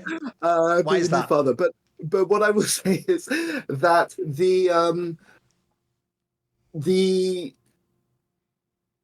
I completely lost my train of thought now. But yeah, so if they win, then I'll be very happy. But what I suspect is going to happen is that they're going to lose, and I think that the reason they're going to lose is not going to be mid lane, because everyone comes into this series thinking, oh, right, Vladdy is just going to shit on Jojo, but Jojo's actually having a really good split. I think that the issue that KC have, that Koi have into KC, is bot lane. And I'm not saying Super's a bad player, but what I'm saying is that even in ERLs, it has been the Super versus Kalist matchup has been heavily Kalist favored. I'm sure somebody will find a VOD from 2020 showing that Super managed to beat Kalist in something like this. But the people forget that there was a final that Movistar Riders played against KC, that KC ended up winning 3-2. But basically the big difference in that final was how hard Kalist carried that series. And that was it was in Montpellier. It was 2023, I want to say. 2023 summer. And basically I think that it looks at times like Super has a mental block whenever he plays against Kalist. And I'm not saying that they can never get that advantage. I'm not saying that they can never win, but I think it's going to be very, very, very hard. And I think that when the series finishes, Koi are going to continue to draw the wrong lessons from it. And that leads me to be concerned about their long-term ability to beat KC in a best of 5. And this is just something that I've seen from as the teams have played more games over the course of this year. Yeah, so that's all I'll say. So I'm predicting what you're going to see on Reddit in 5 days, and the prediction I'm going to see is you're going to see a post-match thread. It's going to see KC 3, Koi 1, and then the first comment is going to be why is Jojo fucking inting when actually he has to play on his limits to try to equalize? And that's already my prediction. So I'm not just predicting the result of the series, I'm predicting the Reddit thread that you're going to see on Sunday. He's now taken playing defense. He's preemptively doing it before the match even begins. Okay, fucking hell. Surely the top comment has to be like some joke about the smoothie being off that day or some shit, man. Okay. Like, come on. Okay. True. That has my vote for top comment. Okay. But like, genuinely on the like further context, because I remember being here's the joke. The joke would be this result would be harder to swallow than a Mad Koi fucking smoothie or something. There you go. It'll be some framing of that, right? I've workshopped it for you. There you go. Yeah, there you go. Do with that what you will, Reddit. So the further context for the series you mentioned, Peter, I remember being there and watching it and like being totally jaw dropped at like the AD carry gap in that series. And like, here's some context for fans. KC's early games are like statistically incredibly weak, like actually really weak. They have like minus 1,200 GD at like 15 or something on average, which is horrible for a team that's like as good as they are, Sure. right? And this team, their big thing is that they are insane team fighters, and they have really, really clear roles that they're all really good at and really specialized in team fights, right? But the games where Super has got like kind of put in the ground by Kalist have often not even just been in team fights, like it's been lane phase, you know, and these guys are not like an insane laning bot lane by any means, you know. I think actually they're like on the weaker side of laning bot lanes, frankly. And so I think if you give KC an easy lead, right, and this team doesn't play like miraculously complex League of Legends, you know, like they do the fundamentals well. They get to mid game. They take every dragon, and then they fight you on the dragon and counter flanks you and kills everyone. Like that's the recipe, you know. And if you give them an easy lead through bot lane and let them get a couple of early dragons, and dragon stacking is real early now because of the changes to grubs, right? There's no longer grubs at fucking 6 minutes, so there's no cost to taking a dragon at 5 minutes in the way that there was before. You know, before like you take the dragon, if you take it a little bit too late, like 5:45, the enemy bot lane pushes the lane, bases, swaps top, they take grubs, they hit your top tower, like they mess you up, you know, that there are consequences, and then they use that if they're really good to transition into prio for the second dragon. So there's a cost, right? But right now, if you get smacked on bot lane early, the cost is you lose dragon, An enemy now has the chance to get Dragon Soul at 20 minutes and 30 seconds, which is really early. Like, that's really, really, really early. And that's like a massive change that Riot made mid-year, right? Which basically means that, like, you know, Dragon Soul will be earlier. And that really plays into the way that KC plays the game, especially if they have a lead from bot lane. By the way, I just looked up that final you're talking about. And in game 1, Kalist plays Yasuo into Zeri. By the way, this is when Zeri was like giga broken and was like the most... He plays Yasuo and actually he wins that game, by the way. He goes ham on it. No, that's actually... By the way, that's also a reason why I'm actually quite worried for Super. Because I actually can tell you... I can't say to Kalist, I don't know him. But I can tell you, when you are considered like the superstar ADCs with all the mechanics, you know, the upsets, the crownies of the world, or those people especially want to show up when they think like some guy like Super or Flackhead's playing them. They want to like... They literally don't even about winning the game. They all want to ego on this guy and show that like their mechanics are better and they can beat you with the wrong matchups. I told people in the same way as Froggen would just be like, but I was up 10 CS after the lane fight. You're like, you'd be lost the game though. Like all the AD carries are like that. They're all like, yeah, but look at 8 minutes. Like he shouldn't even be able to step forward to that CS and I'll push him off it. Like they're playing a different fucking mini game on the side as well as win the series. So I'm with you. Like in that particular scenario, like it's going to be hard for Super. And I actually even agree with Peter. Logically, if you look at the two teams, cause Kami Corp is just better, and in my opinion, you have to put them, like I agree with what Max says, you have to put them really far behind because they're way too good in team fights. Like they do look like an Asian team in some of those team fights. That's why I think Canna is OP. If he has like a rumble or something, but you just cooked in that fight, you're not going to win it. So I do think like Jojo can't just play safe and play a normal game and not look bad in a loss. Like he has to go fucking balls to the wall, which by the way means if they lose, he'll look like an idiot. He'll look like he's taking too many aggressive moves, he's getting killed, etc. But I'm with you. You're going to have to do something. You can't just sit there and let them just go even with you in the match. Yeah, and I think this is the thing about Flackett as well, because I mentioned Flackett because in the Spanish community, Flackett and Super, there's a lot of like friction between Flackett fans and Super fans. Okay. And what I will say is Flackett, Super will always opt into fighting you to the death 2v2. Whereas Flackett, if he doesn't think he can beat you, he will just pick the Seraphine, he'll pick the Ziggs, he will make it incredibly miserable for you to... I did forget that detail. I did forget that no one ever told Super, you know you're closer to Flackett than to Kalist, right? In his brain, he seems to think he actually is Kalist. I did forget that component, to be fair. Those interview comments will live rent-free in my head forever. I can't lie. Listen, if you didn't mean them, you got me, you baited me. But if you did mean them, like, they will just live rent-free. Like, those were wild. I sort of like the confidence, but the sentiment is so bad. It's so bad. Admire the confidence. You're not better than Def. Listen, you were never better than Def. I don't even know if you're better than Def now when he's on his way to the army. I'm just going to say that, Super. Like, I'm not hating, mate. You know. I mean, I think in his head he thinks he's better than Kalist, and like that to me is the scary thing about the series. Right? Okay. Like, I think if Koi had Flackett on their, I keep mentioning Flackett because it's just literally such a perfect example. If they have Flackett on their team in this series, I think that they can win. Right? Yes. Like I think Flackett will just he'll find a way to not lose.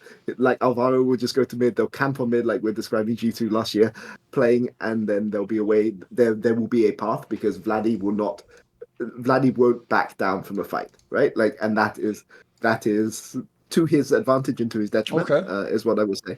But I think that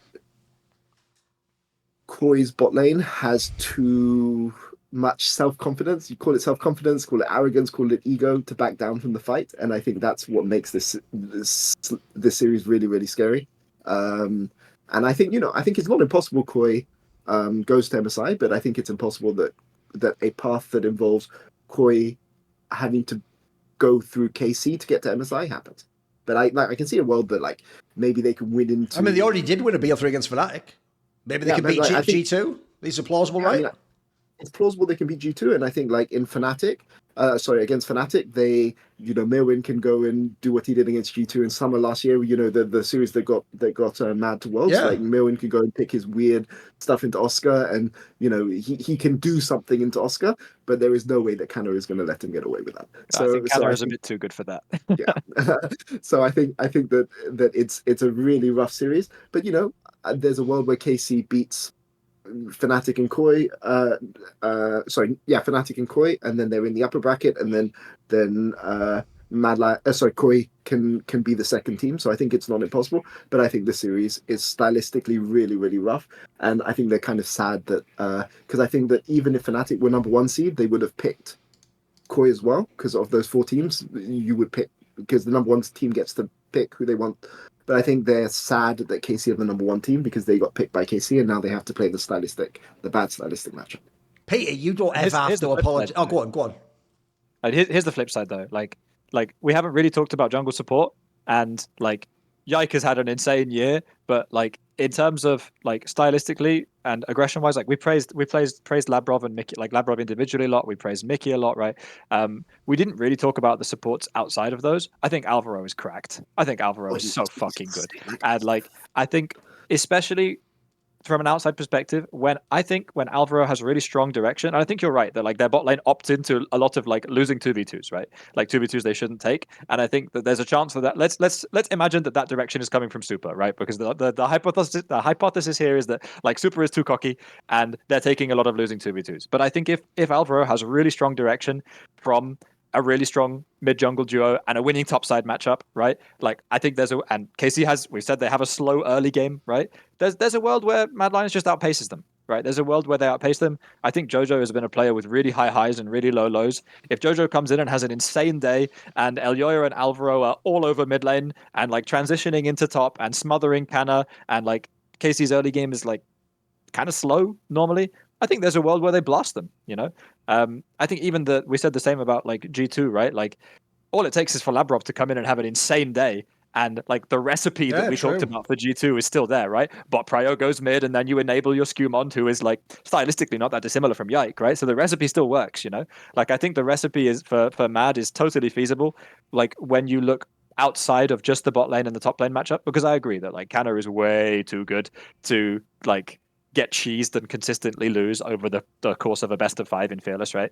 But I think that Kalist has like definitely outpaced or like, I don't know, outweighed Super in a lot of their series so far, right? But all it takes is for Super to or even for the coaches to push really aggressively to come in and have a read of like, okay, we're gonna band-aid bot, right? And like the thing that you've highlighted, I think really accurately, that like G2 and MKOI don't really have right now is they don't have these band-aids on bot that allow them to play super aggro through a mid top, right? Like it's not like G2 is never going to pull out the Seraphine Pike, you know, or the Senna Nyla. Like this has just not been their style, right? And like I think Koi actually does have a lot of creativity. I think Koi's willing to play a lot of like random shit, frankly, and I think they do have the confidence to do it as well, right? So like there's a balance there, you know, like swallowing the pill and being like, I'm not as good as this guy, so I'm going to play Seraphine. Or like you can frame it to yourself differently, right? You can also be like, I'm going to fuck this guy because he's not willing to play Ziggs. What an idiot, right. You know? Like, right? Like I think it really depends on like, there is for sure an egomaniac way to phrase it, right, that you come out with a great band-aid for bot lane that allows your jungle support to go and play the game and fuck up enemy team, right? So what you guys don't know is he's actually giving you like secret dark coaching tech right now. This is how you convince them that like the egotistical move would be to play Seraphine, like, you know, it's some mind fuck like that. Yeah. I mean, okay, so I remember an interview when Adam first joined the LEC, and he's like roaming mid-level 2 and ganking and stuff like this, you know? And I remember him going on PGL and being like, yeah, if I wanted to, I could shit stomp the guy in lane, but I choose to play for my team because I'm a better player. You know, like that level of like, you know, of you can just hear Yamato's echo in his ear telling him like, no, what if you were to roam though? What could they do then? You'd show him up completely. Yeah, exactly. True. I'm laughing because this is literally Flacken. Like right. He's like, we could fight them 2v2, but you know what? Why don't I just pick Zig Seraphine and then we just win the game, and you know they're not going to beat me. Like, no, by the way, the angle here is this is called Kian swag. It's like, oh, are you the best AD carry ever? I'll just play fucking Heimerdinger, even though he didn't actually do that against Susie. I will point out, but like that is what he would have done. Like, lol, who cares? Like, I play some bullshit champ and beat you. I win. That's my angle. I'm gonna sit here 1v2 for 15 minutes, and they're gonna get a 6 CS advantage, and that's it. Yeah.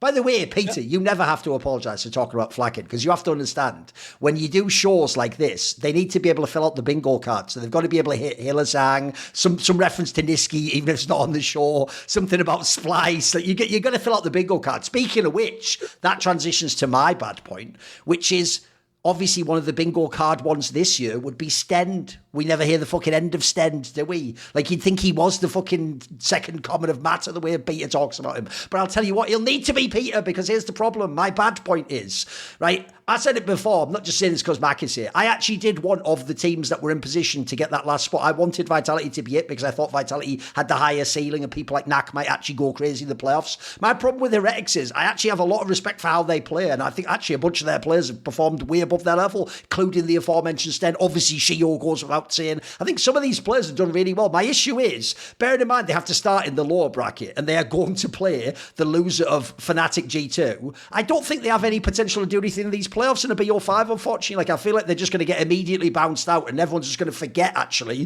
what a good split they had, and the fact that they were, like, again, this was the team that really showed me the flaws of Karmine Corp, because they had Karmine Corp that close to being out of that BO3. It's just the problem is Karmine Corp's hands were just too good and they could just win the team fight. So like, this is a team low-key, I don't know if I say I'd pull for them, I respect them, but I just don't know how they could possibly win a series. Thoughts, Mac?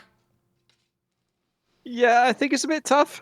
I mean, obviously we did a lot of prep for them because we had tiebreaker versus them, and I think especially when you go from even from a best of one, we felt like we had a really clear read on their champ pools and that like they had issues. I think when you go into a BO3, those issues become really apparent. I think when you come into a BO5, like, it's tough. It's really, really tough. I think it probably benefits someone like Flackid, in a best of 5. But for the rest of the players, like, I don't see where they go after they have their their like bread and butter drafts gone.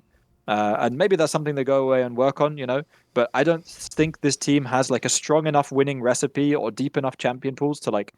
I don't think they can run the same recipe like over and over and over again with different champions, right? I don't think they have the depth of champion pool for that, which is fine because they have a lot of really young players. But I also don't think that they have like the versatility in terms of like the way that their roster is built to be able to switch from like bot lane carry to top lane carry, or like playing aggro through mid to like outscaling in like game 2, 3, 4. I don't think they're going to be able to switch gears into different styles. So I think that's a big. Also, by the way, good luck to Camilo. You're going to be playing either fucking Caps or Humanoid in a BO5. Like, enjoy, mate. This isn't the fucking LFL Division 2 now, mate. Like, well, welcome to the big leagues. Yeah, I mean, I think Fearless best of 5 is really, really rough for this Heretics, and I think that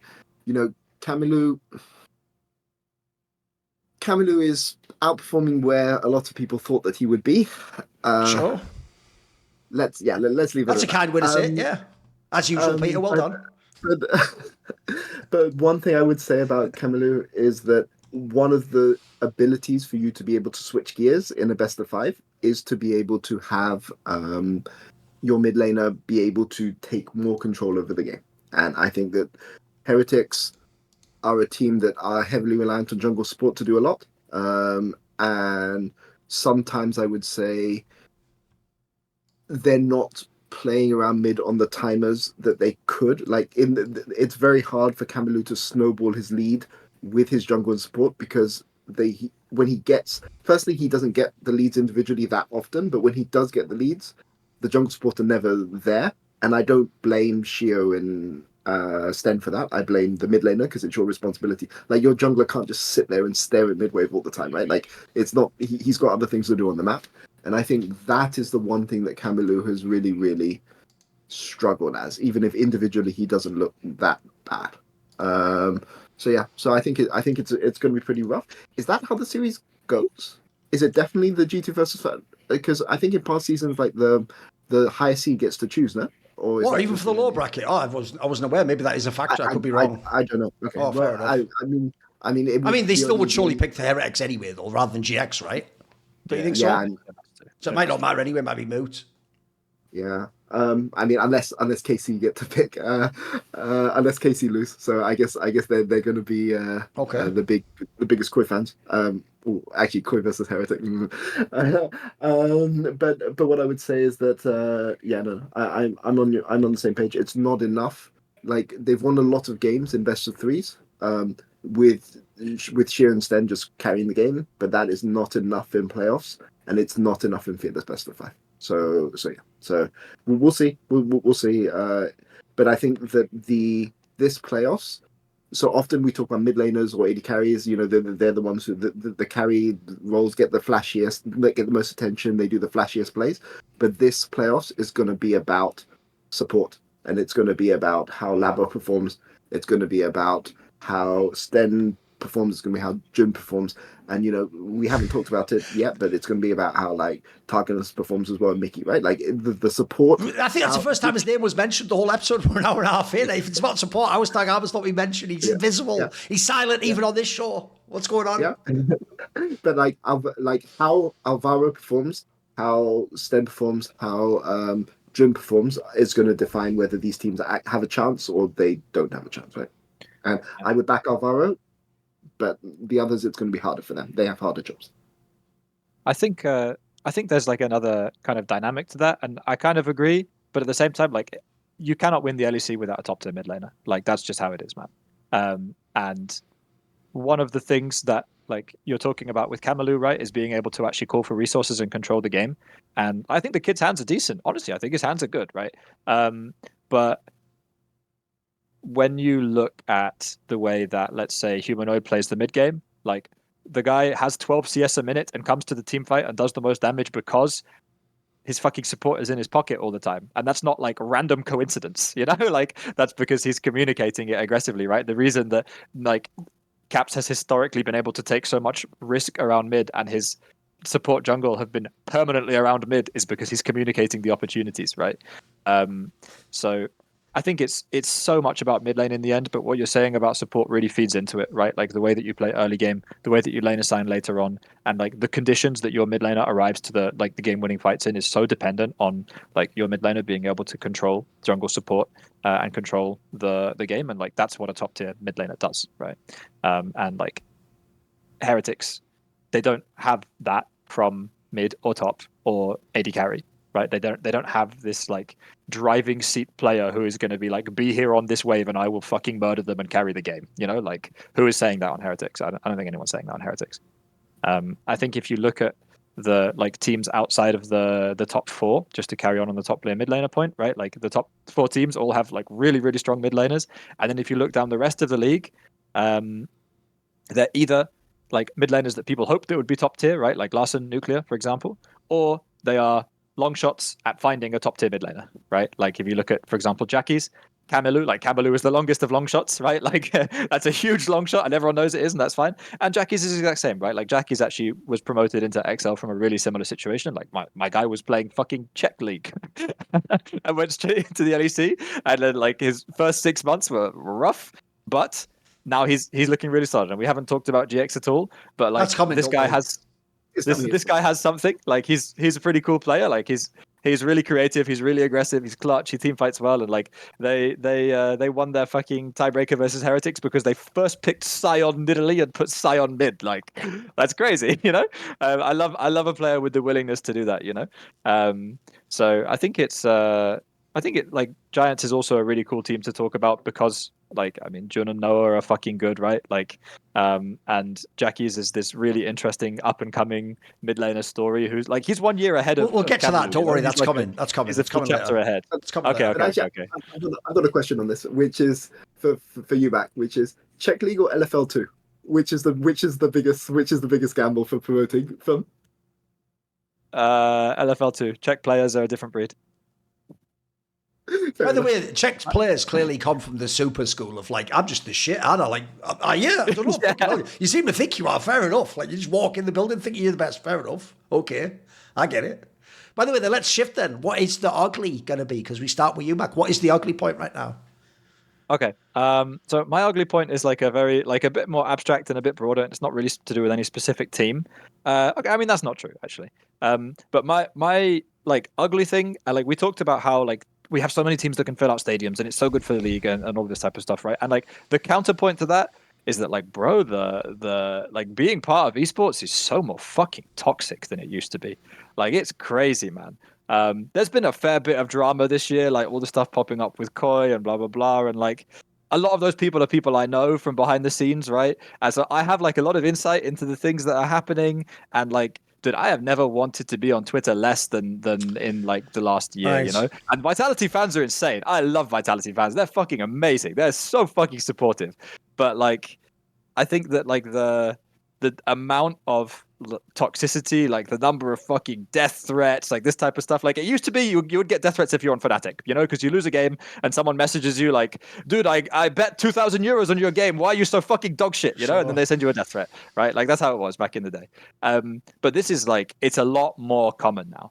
And I think that like actually I wanted to just talk like briefly about like my experience at the KC event. I mentioned earlier that like there were like 2,950 people booing, and then there's the little like Golden Hornets, like probably like 30 people like with their like drum chilling and having a great time. And like actually, I think that this whole like toxicity thing, maybe it's just me, you know, but like I really didn't have that much experience with like receiving toxicity until like 2023. And I think in the last 2 years, for me personally, and from speaking to people behind the scenes, I feel like it's actually gotten a lot like more common. Not to say that the degree has gotten worse, right? But like part of the flip side of having like orgs that can fill out a stadium is that like, you know, the like 1% of really, really toxic fans is just a larger number of people now. Yes. Right? So the like the interesting thing is that like on Twitter, I think it's awful. Like, man, it's like, I don't want to go on Twitter anymore. I mean, there's other reasons not to go on Twitter too, right? Fucking Elon Musk. But the like interesting thing is that like going to the K Corp arena, like yes, they're all booing, and like we had a chat with the team beforehand, right? Just doing some like kind of making sure, like doing some visualization, like being like, what's the worst case scenario? Like, how is it going to affect you? How do we want to respond as a team? You know, and what's interesting to me, I have no experience growing up with traditional sports. Zero. Traditional sports had no interest in me whatsoever, you know. So the whole culture of like booing and banter and insulting people, the trash talk, like it's like really foreign to me, actually. And fortunately, a lot of the guys in our team have played like a lot of sports and have a lot of experience with this, and like have supported football clubs and stuff like this, you know. And so like we actually decided that it was like not a big deal at all, and we were just gonna laugh at it, you know. That's what we did. We just laughed at it, and it was fun. Like no one gave a fuck, you know. But what was interesting to note was something that Niski said, like, guys, like, yeah, I know that they like say stuff online, you know, I know there's death threats, blah blah blah, but like, guys, nothing is gonna happen to you. Like that, it's not the same as online. And actually, that was our experience, right? Like walking around, like we're walking around the stadium, and there's like security guards, like, you know, chaperoning us to make sure nothing happens because blah blah blah blah blah blah blah. And for the most part, the people who are there at the event, who are also the ones booing, and like potentially, probably there's a crossover with some of those people also posting death threats online, are just there being like, hello. They're just like, it's not the same, you know. So I think it's like an interesting point about kind of, I feel like esports is in a bit of a transition phase where actually, like I said about players becoming more and more like athletes, and I think that like the fans are becoming more and more like traditional sports fans, you know. And I've actually noticed a lot of the like kind of OG esports fans who are like very much not sports fans, and it's like a very different breed of fandom, like having a bit of a rough time and becoming a little bit more marginalized, and there's like some fucking witch hunts going on and stuff like this, you know. So I think it's like it's a really odd time for the people who've been here for a while, because like the fandom just looks so different to what it did before. I'm not even necessarily saying it's worse, because like actually I had a great time being booed on stage by 3,000 people. Like it was pretty fun, because we decided it was going to be fun. But you have to take that mental step into acknowledging that like this is a fun thing, because a lot of the time, like when this first started happening in esports, or like I remember like there was this like T1 event, right, where like when KC entered the LEC, T1 did like a show match with them, and like the KC fans booed the T1. They even booed Faker when he walked out. Yeah, which was pretty crazy. It right? is. That's and, pretty like, nuts. Yeah. And the overall sentiment was like either this is outrageous, or this is stupid, or this is sad. You know, like those I think were kind of the three main sentiments. And I think there's like the potential for just a mindset change, and like you can like it or not, you know, but you can also choose to interact with it in a way that's just like, this is sports, this is how it is, this is how fans are, and like I'm gonna laugh at it, you know. So that I find was ugly but thought provoking. Sure. I mean, I think it's fair. I will say that this is a new thing, because when I went to NA, I was shocked by how different the culture is. Like, this is what it's been like in NA. Maybe it's because TSM fans were like this, or Cloud9 fans were like this, but the number of like graphic, like really graphic death threats I would get from Cloud9 fans when I was in NA was holy moly.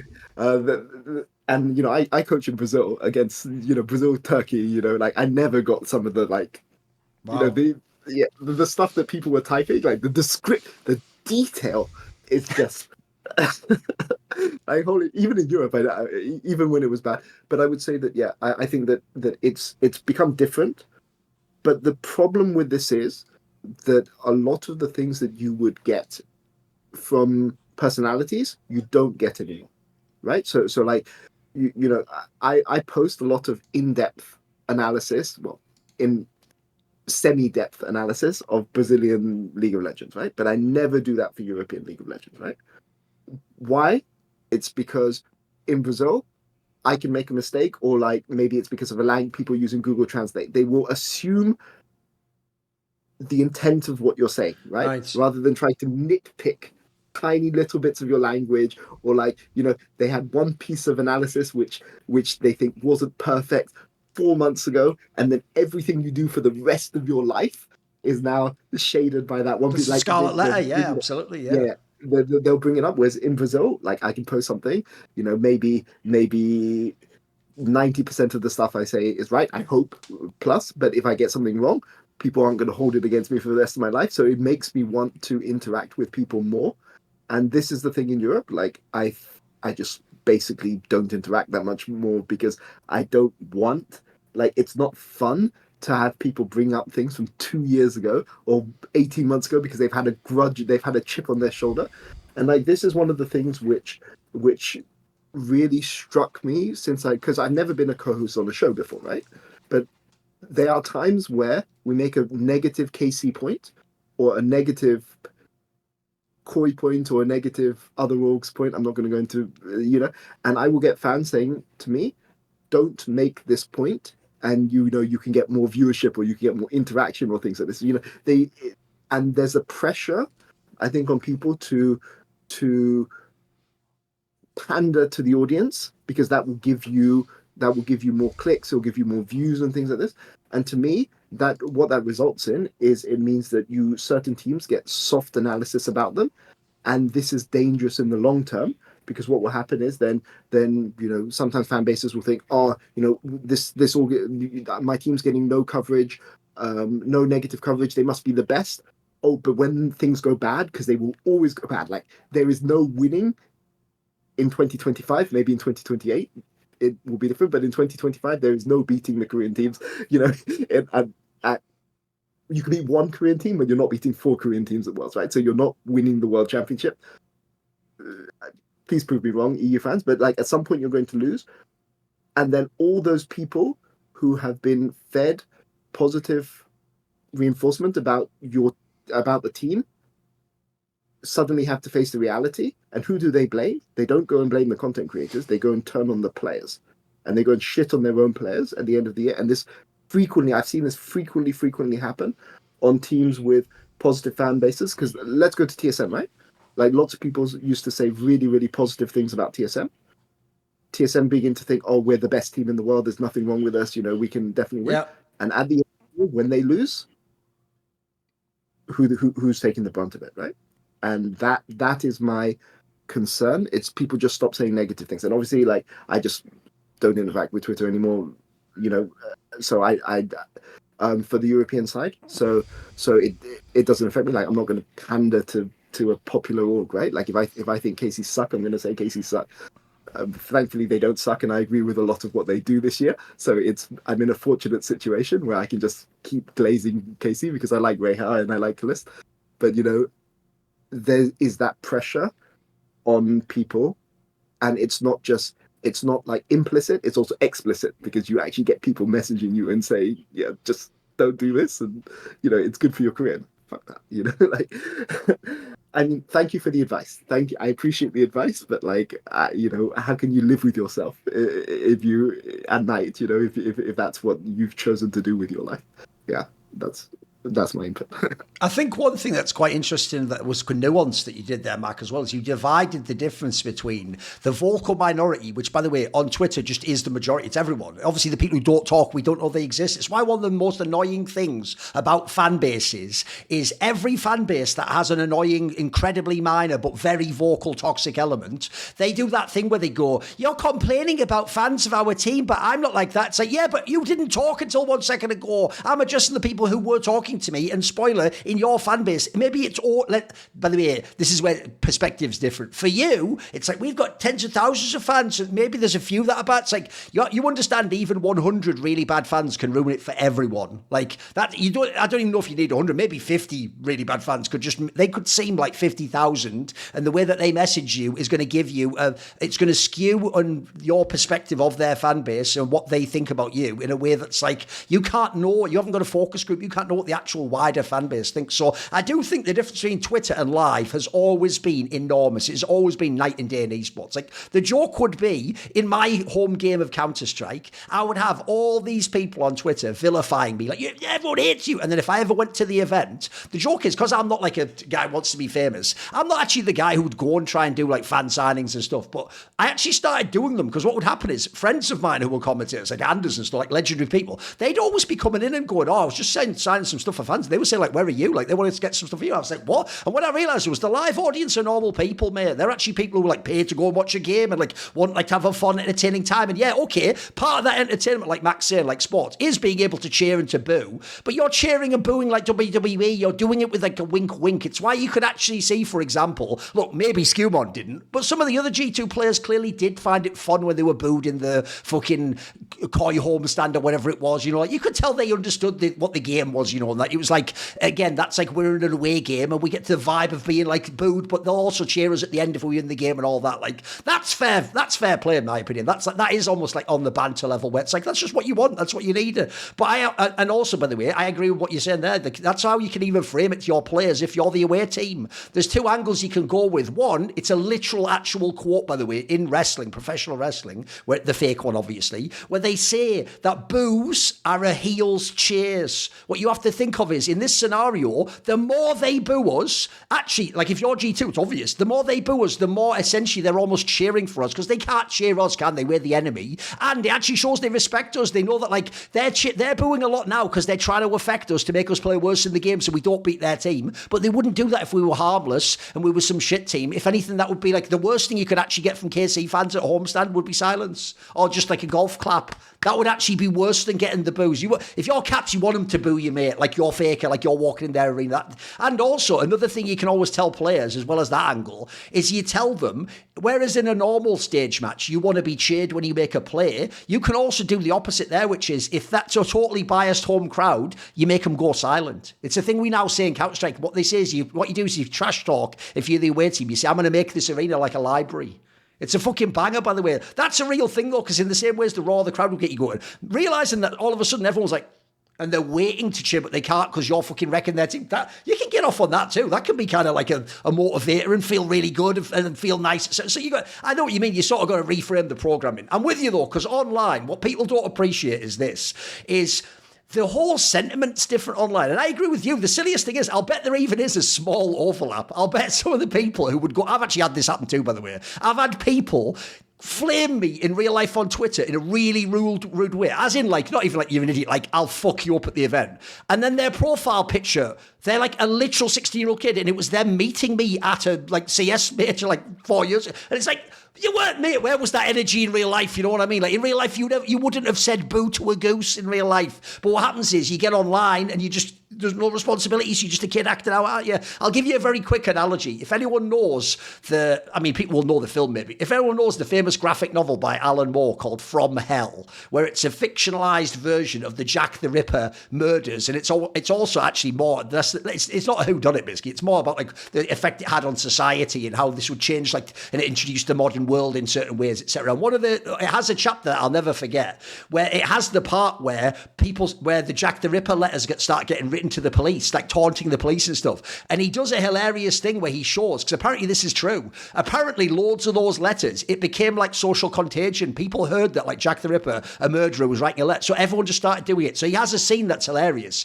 where he shows like all different people in society, like there's literally like a little schoolboy, like, you know, with like an ink pen. He's got ink all over his hands. There's like a vicar sitting down. There's like an old school mom, like, and the joke is they're all writing the letter, and the letter's always like, my darkest time, my knife shall plunge into your chest tonight. And the joke is like, that's what Twitter is. That same little kid would never say shit in real life, but when he gets online, he's fucking super, enters the game as an ADC. Suddenly he's fucking the big boss who's telling you all the stuff. And that's also what's sad, because here's what I almost wish like fucking Scryer's Orb or something. You could just press a button that showed you in real life what the person saying the comment to you looked like. And if you could just do that, I feel like all of the fucking tension would fly away. Because the real problem is this. If you're a fan, here's the real reason people get so bent out of shape. It's because either, in the case of Peter, he is just trying in good faith to make like an interesting point, and then you're doing the thing where you're not just disagreeing. You can disagree with Peter, but don't be like a victim about it. Don't be like, oh, so because you think like Kalista isn't the absolute best ADC, now you hate him and you're downplaying him and you've always had an agenda against it. And really, like, you go look at what Peter said and it was like, I think Upset's the MVP of the split. And you're like, fucking hell, bro, there was nothing in there about Kalista. Like, you've self-victimized yourself there. Like, that's the angle that we hate. It's like the angle where it's like,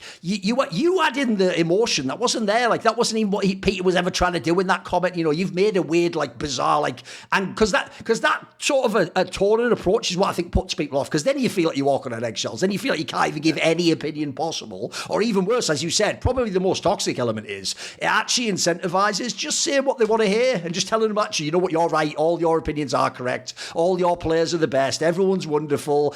And at the end you realise I can't say anything. I may as well say nothing. Like, there's nothing to be gained from this except little internet hearts. So no, I'm with you. I do think people, I understand why to fans are like, what's the big deal? It's just a tweet. But there's another thing to say. If you're a person who's a real life personality who might go to one of these events, by the way, you might meet some of these fans, I'm sorry, you know that 99.99999%, like said there, would never do anything. But you also know it would only take one nutter. It would only have to be the one person who threw something at you, punched you, and spat in your face. Something. That would ruin the whole thing. So that's why, unfortunately, if you're a personality, you always feel a little bit extra on edge if people make these attacks. You can't dismiss them totally. But yeah, but one more thing on this. This is why it's so important. If you're a fan, go to the fan meets. Yeah, for because sure. I guarantee yes, the players you are meeting at your fan meets, they have to deal. They deal with much more, like, with this personality, like personalities. They have to deal with maybe somebody they lost some money on a bet for somebody, or like they're getting shit on by like people, and the players go to the fan meets and they're like, different perspective. People don't think that I'm a garbage human being who should go and crawl up in an alley somewhere. And those things make a massive, massive difference. Like to people like Thorin and I, and I guess Mac too. Like we've seen it all, right? But like some rookie coming up, maybe they haven't. And even for the older people and the older people in the scene, it's good for us. But it's infinitely better for like some 18-year-old kid. Yeah. And that's why having these homestands is so good, and that's why those fan meets don't even if you have to leave, you had to catch the next train 50. You've gone to Berlin to go and see LEC, and you have to catch the next train in 15 minutes, to go back into town. That 15 minutes probably doesn't mean much to you, but it will mean the world to the guy who you go and take a picture with, or you go and shake hands, even if they're too cool to show it. It warms their heart underneath. Oh, for sure. That's what I say. You know how like when you're a kid and you're like afraid of a spider, and your parents are like, it's more afraid of you than you are of it. Like that, literally pro players at fan meets, by the way, literally.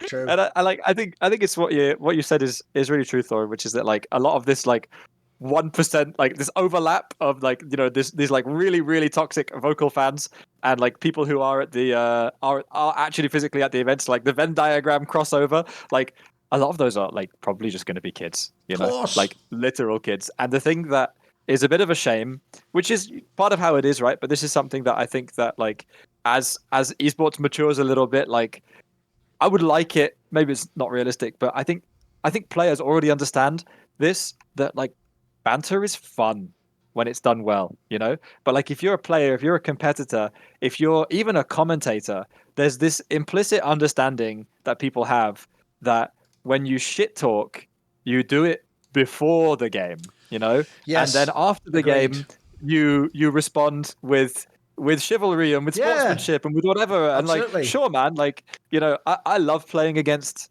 people that I know. It's so fun right? Like it's so fun to play against people that you know. And Yes. like one thing that a lot of the fan base currently seems to have a huge problem with is like it feels like the fans want you to like like literally hate the person on the other side of the stage, you know, like you want to fucking rip them apart. Like sure, you do in the game, yes, you do in the game, I want to fucking beat them, right? And I want to beat them more because I know them and I like them and we're friends and we have history, right? But like so many times in the last couple of years I see pictures of like someone, it can be me, it can be someone else, like smiling and hugging the guy on the opposite side after a loss, or shaking their hand, or congratulating them, or being happy because your friend is doing really well, right? Yes. Like you can experience those things at the same time, right? You know, you can like you can desperately want to win and be working your absolute hardest to win and be heartbroken that you didn't win, and also be happy for the person on the other side, you know, like that's okay. And that's something that like this nuance is totally missing, you know, of like, yes, smack talk, yes, like want to go and murder people, yes, like bring everything, yes, fucking go to war, you know, and like what you're saying about like, you know, going into the arena and having people boo you and like having this feeling of like, bro, we're on fucking enemy territory, we are going to war. That's an awesome feeling, and you can tap into that as motivation. And but like after the game, it's okay, you know, like there's Greg Popovich says a lot, like, guys, it's just basketball. Like, it's just fucking League of Legends, guys, you know? Like, it's not that deep, you know? There'll be another match next week. By the way, like, even though I understand this will always be human nature for people to do this, one thing I actually also, if I had like a magic wand, one of my only wishes I would actually make, I wouldn't, believe it or not, what people think, just wished all the Carmi Corp fans to away to an island where they're deserted and there's no ships or whatever. What I would actually make is this wish. What Mac just said there is what I'd do. I would make a universal rule where you could only trash talk before the game's finished. Because one thing I do hate is when someone does a really good, fun banter trash talk before the game on Twitter, and the second the game ends, the fans of the other team just come all smabbing, hey, what about now? And it's like, well, anyone can do that afterwards, mate. Like, what's the talent in that? Like, this guy actually, by the way, did what we said. He actually like put his balls on the line by doing it before the game. If everyone just waits to trash talk after the game, it's just going to be one-sided. It's not fun at that point in time, you know. Or unless you make it like banter, but they take it seriously. You know, what about now? It's like, oh, mate, he was actually giving you an extra reason to care about the game. Come on. But I mean, I think if you trash talk before the game, you get to trash talk after the game. I think that's fair. Okay. I think like if yeah, but I'm saying this is an example of the fan who wouldn't have. You know, like here's the thing: he saw your tweet before the game, Peter, but he didn't reply because what if you beat him? But then the second the team beats you, all of a sudden, no, hey, everyone knew they wouldn't have won that. It's like, well, where were you then, mate? I didn't see you 2 hours ago when I posted the tweet. You know. But I mean, I can give a perfect example of what Mac is saying about like kind of the hate, like relationship between coaches, right? So the first time in my career that I ever missed playoffs was in. All right, nice flex, but okay, keep going, humble brag. Fucking hell, keep going. But in 20. And Mac's here as well, you fucking arsehole. No. I know he didn't mean it that way, but it's good that he did. I know. Go on, come on, Pete. Anyway, that one time in a blue moon you missed playoffs. What happened then? Yeah, what happened? No, but it was in 2023 spring, right? And in 2023 spring, we played a tiebreaker against Mad Lions. Oh yes, Mad Lions, right? Yes. And like in every single like prepping for that game, like trust me, like I didn't sleep for 2 days before that game, you know, like prepping every tiny little detail, nuance that we can possibly do. Right. And obviously after the game I was devastated, but I was really, really happy for Mac, right? And obviously like when the team did well and they went to they won the split, that was really, really great. You don't hold that grudge, right? Sure. Like you have your own personal thing, but you can be sad that you've lost, but happy for the person that beat you, or happy that you win and sad for your friend. Yeah, absolutely. Yeah, and like I think that is the nuance. Yeah. So just agree with everything, Matt. I just appreciate that you were like, this one time I didn't make playoffs. I struggle to try to remember it quite at this point. I know it's been so long. That was literally like okay. So I was mentioning it because Mac, that was the situation with Mac Peters, and then went and you know. Sorry. Genuinely though, I think like the spirit of how you do it is important, right? And it's not like there's hard rules, you know. Like like you trash talk before you win the game. Like I think the spirit of how you do it is so important. Yes. You know, like you don't go and fucking rub the guy's face in it. You know. Like by the way, also don't you notice that's a problem of Twitter too, because there's no face. You also can't see that the guy's doing the wink while he says it. You know, people take things too literally. I feel like they don't realize in real life if Humanoid said the same line, it'd obviously be seen as cheeky if he said it on stage, wouldn't it? You know.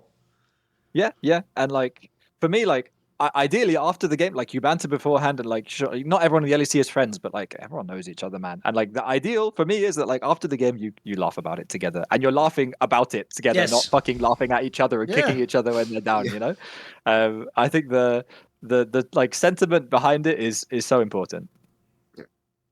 Okay, Peter, what is your ugly point? Okay, my ugly point is because we were talking, we kind of touched on the Heretics point.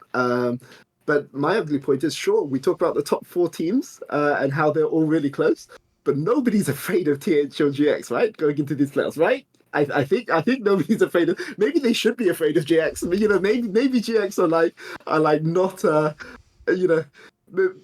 Are not a team that are spiking at the right time, and you know they're a team that shouldn't be underestimated. But yeah, we talked a lot about TH before. But let's be clear, like the top 4 teams, just from speaking to people I know around those teams, they don't think that they don't think that it's possible to lose the best of 5 series against either of these teams. And like that's good. That maybe that's good storytelling, but also it's a result of you know, people have this perception that TH, because of how they play, and GX because of the mentality around, like the reputation that their players have. Like the reputation that GX players have is that they are mentally fragile, and the reputation that TH has from the people that I've spoken to is that they are one-dimensional and have literally the only way that they can win is if you beat yourself, because they're never beating you in 15 minutes. So like you have to lose from an advantage in the mid game, which I think is a skill. I think it's a skill to be able to play from behind, but nobody respects that, right? Like nobody respects that playing from behind in the mid game. So yeah, so my ugly point is, you know, nobody respects these teams, and maybe they should. But it will be very, very funny if any of the top 4 teams, after everything their fan base thinks and everything that they that the players that I know think, if they lose to one of these teams, it will be so funny. But yeah, I don't think they have a chance to. Either team has a chance to. Any of those teams have a chance to lose to them either. But it would be very, very funny if it did. That's all it was. Also, tying into the last point, it would definitely open up my boy Kyoto to fucking get on the mic again, wouldn't it? Like, think about it. Like, so logically, he might have to play MKOI. Like, you guys won't know this if you only follow LEC. He used to be in Heretics. That would be an enormous fucking rivalry right there to beat Movistar Koi. And then, obviously, if he ever gets to play like a G2, mate, bombs away if he ever wins games in those series. Like, that's when he'll actually remember who the guy was in Winter who was fucking pressing send tweet. Now you've all scared him away, you fucking idiots. Now we have to coax him out of his nest again. It's okay to come out, Kyoto. It's all right now, mate. It's all right. Jackie's can win games now. Yeah. Holy moly, GX versus G2 if GX win. Oh. Imagine how glorious that would be. How would that happen, though? Well, they'd probably have to play in like the next round of the lower bracket, wouldn't they? Like if they won the first match, they could. If Fnatic beats G2, they'd have to beat like probably MKOI. But if you beat MKOI, maybe you play in the next round of the lower bracket. By the way, that would mean you could eliminate G2 from playoffs, though. That would that would be spicy as fuck. Imagine that. Remember the guy? They're not going to Worlds. I eliminate you, so you don't even go to MSI. That would be pretty spicy. Not bad. Sure. I mean, by the way, should people be scared of GX back? Should they be scared of them? I think in best of 5s, it's hard to make the argument that you should be. I think that the type of stuff that this team will do in best of 1s, like, is scary. Right. Like, I think prepping a tiebreaker versus this team in a best of 1 would have been a nightmare, you know? And I think that what they did to, like, that I mentioned, like, fucking first pick Sion and flex it mid, like, they'll do some random shit, you know? And I think there's for sure a world, you know? But again, like, I think similar with Heretics, like, I think they are more adaptable than Heretics, though. I think, like, you've got to give them credit there, that, like, as the champion pool gets thinned down, like, these guys will still have champs. At the end of the day, it still comes down to fundamentals, right? I think Heretics literally doesn't have the champs or necessarily the fundamentals or the firepower, or however you want to phrase it, to like go the distance in a best of 5 series. I think GX has the champ pool. Like, I think they actually have the champ pool pretty much across the board. Maybe top jungle a little bit weaker, but for sure mid and bot lane, I think they have like really deep champion pools. So I think they can like go the distance, you know? So what would it kind of look like for a team to be afraid of GX? I mean, like you said, they're like mentally fragile, right? I mean, I think Koi has also been really mentally fragile, right? Like, I think they're really, really up and down. And I think like that was the case last year. And I don't think that Jojo coming should actually be a big change to that, even if he's like a big voice. And I think he's quite a positive character, but I still think that he has high highs and low lows, right? So like there's a world where Mad Lions, Koi, I mean, whatever, Movistar Koi comes in and has like a horrendous day and gets like completely fucking triggered because they lose game 1 in a really stupid fashion and it snowballs out of control, and like GX has like one banger cheese that they have prepped for like game 3 or something like this, you know. Like I think it can always happen, and I think one of Giloto's like big strengths in the past has been like doing some of these creative drafts and having some of these like cheeses planned and like having really specific counter picks planned for like opponents' best champions, you know. And like I think that's often a trap that people can fall into. Like you go into playoffs and you're like, bro, I don't know, you're G2 and you're like, every time someone gives us Warwick, we win. We just pick fucking Warwick every time we get it and we're going to win the game, you know? And if someone has a great counter pick prepared to Warwick that you've never seen before, like that can be a big trap. At the same time, like, do I think it's realistic? I mean, I think it's similar to like the scenario for them to beat like a G2 would only happen a lot of the time if they're like literally knocking them out, you know? And the way that people play in these series is just different. The same as why, like, right. I think Fnatic, So maybe one of if the reasons G2 felt why the pressure, you mean? Yeah, exactly, Right, exactly. Like right. I think one of the reasons why Fnatic has a decent chance of beating G2 is because it's spring and it's not an elimination match, right? But if you play against G2 in an elimination best of 5, like it's just different. Like the pressure is different, and like the most storied players and the most successful players step up under pressure, and they are like that for a reason, right? Yes. Like that's part of how you get to being this good of a player. Like how many game 5s has G2 won versus Fnatic in the last 5 years? Like holy fuck, it's Everyone seemingly, right? Except one, I think they lost one. Basically. So I think like when you look at that and when you look at the players you have on GX, it's difficult. Respect to their bot lane and respect to Jackies, though. I think those guys are solid as fuck. Yeah. Right, here's the problem I have. I think you actually also nailed it by mentioning the format. Bro, if this was BO3s, tell you what, all you need is like one great Jackie carry performance, one game where the jungle does what, you know what, you could see a world where you can get it. BO5's really hard though, especially because, by the way, it's also fearless, so we can't do that thing where it's like, right, put Jackie's back on that champ. No, now we have to get him on now we have to find 3 out of 5 champs that you can have a crazy pop-off against potentially like a G2 or something like that. That seems too implausible. Also, as well as like the fact that it's going to be hard for the superstar to go off, here's the other problem you have. I actually, when I look at this bracket, I don't think there's any way you can play a bot lane where your bot lane's better. Like, you can either play MKOIs or you're probably going to play G2s. Like, or Fnatics, like, good luck. Like, just good luck to those boys. Like, the difference is you could do work against some of the other squads. I don't know that you can win a BO5 from there, though. So, no, I'm with you. I actually think that's a good one. Right, by the way, go on, Peter. This is the disadvantage of Fearless. It makes so Fearless has big pluses, like for champion pool, but one of the things you could do if you were the underdog is come prepared with 1 or 2 really big cheese strategies. And I will say that, you know, one of the reasons why I think LPL and LCK are so in favor of Fearless is because it stops. Makes it less like the Western upset happens, right? Yeah. I mean, like, you think about G2. Yeah. The famous G2 wins, like against T1, they had Pike, right? They could flex Pike in multiple games, multiple ways. You know, they had all of these other kind of weird cheeses that T1 had to ban out, but now they don't, like, it won't be T1, but, Vigar. These are like classic how to beat Asian team champions at international events, you know?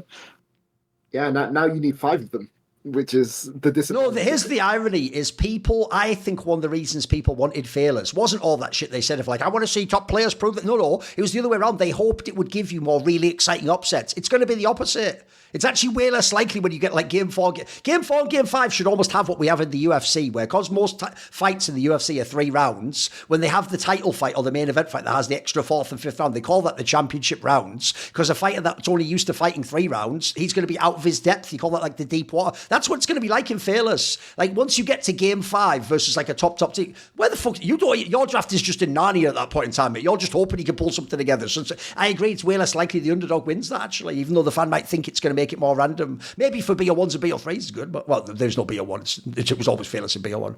Right, okay. Our last point of the show, my ugly point, I actually was going to, this is where I was going to set Peter up, but you already did it earlier. I was actually going to do that one before, so I'll change it. I was going to say that, believe it or not, classic meme format, you know, the meme of the guy on the bike with the stick, the guy on the bike would be MKOI, and then what would happen is the stick would be the bot lane, and then the second he falls off, what does he say? Fucking Jojo. That's what I was going to put as my ugly point, Peter, because I agree, the Jojo can't win on this one. He would be the scapegoat no matter what if MKOI lost. So I'm going to switch it. Instead, I'm going to make my ugly point to tie into the G2 topic, which is I actually think the player... Look, it's funny we're talking about Caps, because I actually feel like Caps has actually avoided avoided all scrutiny. I haven't seen anyone say he's having an off split or where's the GOAT or wow, you're supposed to auto when he fails. I haven't seen any of that. I actually feel like if you look at the way the game's going, he's just been a bit invisible in some of the games, so he hasn't got flamed. The guy I think is actually in a lot of pressure this split and this year in general is Hans Sama. Because first of all, I think all those past years, I always said this is why I didn't like that Caps narrative. For me, when I look at 2023 and 2024 G2, that looks to me like literally someone sat down at the beginning of that roster and wrote on a whiteboard, this is a Hans Sama team. And the whole, and ever hence has it been. And you look at how they played, you remember even at the beginning when they were probably at their absolute best, was actually at the beginning of that roster where they just accelerated bot lane and beat everyone and no one could stop them. Like that was the scariest team. And so if you go and look, I think not only with Labrov has he sort of actually been sort of deactivated to some degree, but then you also look at the league, bro, it's competition of all the killer teams. Like Calist's out there fucking smurfing on people. Upset's got probably the best bot lane in the league. Like he's in a really tough spot. So I feel like here's the problem. People have treated, because of all the championships, Hans Sama as though he should, is in ADC, be in that category of the Caps and the truly all-time great generational players. But I think in his teams, actually, my vibe, because I've known some of his coaches in the past teams, is you have to cater to him quite a lot, actually. He's one of those people you have to like make happy and get him to a certain point in the game that he enjoy, and then if he's comfortable, then he'll perform and be fabulous. So I don't see him personally as one of those players you can just throw into a game like, forget about it, he'll just do whatever. I think this, even though I actually think, by the way, he hasn't been bad, he's still been good. He's had times he's looked like one of the better players. One, he doesn't look like the same Hans Sama to me with this team setup, and two, I actually wonder how this will affect people's perception of Hans Sama. Like I feel like people might actually start to think he's overrated or he isn't that cracked or whatever. What do you think, Mac? I think you have to always look at the support pairings when you look at an AD carry's like history. Like yes, like they're a team fighter, and like that is obviously like the most important part of the role. But so much of the recipe that we talked about earlier is about like how you execute the laning phase and how you then snowball that into the rest of the game, and that like shields the AD carry from so much threat from the enemy team if the enemy jungler can't breathe, right? And like if you look at Hans Sama's previous supports, they are what, Mickey X and Trimby? Like that's it, right? That's like. Unless we're going years and years back, yeah. Gorilla. Core JJ. He's had a bunch. He's had some pretty amazing sports, you'll notice. Like, it's a pretty good list right there. his supports have been like pretty solid, you know? And like, you know, like Trimby has had a lot of issues, so that's for sure. But like while he was competing, if you looked only from outside perspective and you just looked at like, you know, if you looked at the fucking replay client, like this guy was insane, you know? And Mickey has been, you know, insane for a long period of time, right? So it's a big test to see if Hans can do it with Labrov as well, right? And like I think one of the things that Mickey and Trimby do is they take up so much space, right? Like they click forward so fucking much. They do so much. They're so proactive. Is Labrov going to be the same? You know, I don't think that he's historically been that kind of player. Again, like there's a playoffs versus regular season distinction there. I think, like, personally, my view on Hans is that, like, I don't think he's the most insane team fighter in the league, and I don't think he ever has been, and I don't think that's actually ever been his job. I think that he's an insane communicator on certain picks. Like, if you hear this guy speak when he plays Draven, it's unreal, man. Like, this guy will single-handedly claw back a completely fucked game with a huge deficit on Draven, like, just from comms. Like, he will take over games. I think he's like got insane process and lots of other things. He's got a great mindset. He's a good communicator. And typically his role is win the laning phase. Like go and win the laning phase. And like if you look at this guy's match history, is Kalista, Caitlyn, Varus, Caitlyn, one Kai'Sa game, yes. Varus, Ezreal, MF. Like of the last like 8 champs he's played, like 6 of them are I want to win lane champs. So that's his job, yes. Right? Is he doing his job well? I think he's doing his job well, right? Is he as good of a team fighter as Kalist? I mean, if you think he is now, then I think it's hard to argue that he will be in 6 months' time, you know? So I don't see any like massive deviation from the norm for Hans Sama. I see him doing his role really, really well in the team that he's in. But yeah, for sure, like that will reflect on him individually as well, right? Like the whole dynamic of the team is going to expose more of his weaknesses, right? Which is like, you know, this guy's not like the god of gods team fighter. That's never been his identity. And if that's what you hope from him, if you hope that you're going to be in like a game where you've been behind from bot lane the whole game and Caps has been getting punished for taking risk and Skewmont has been farming too much, right? Like all of the like worst things that we've seen from G2, right? Like if your expectation is to go into that game at 35 minutes and for Hans Sama to like 1v9 the team fight and drag the team over the edge, you're probably going to be disappointed, you know? Yeah.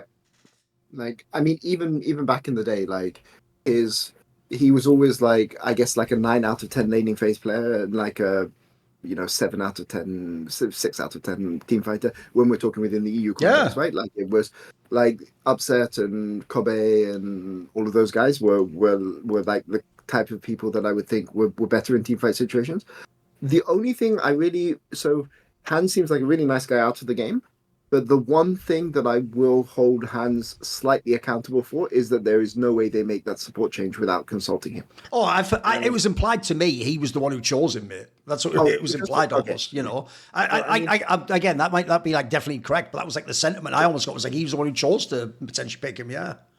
So it's always hard to say. And by the way, you said this earlier. You'd even see why he might have picked Labrov. He wants to be the ultimate 2v2 player. That's the great player to pick, potentially. You think just get him onto his fucking blitzcrank or whatever. Let's go. Let's have some fun. But I don't want to, because often I'd heard that a little bit behind the scenes as well, but often people will say when something doesn't work, when things work out, they'll be like, yeah, it was all my responsibility. Okay, yeah. True, that's true.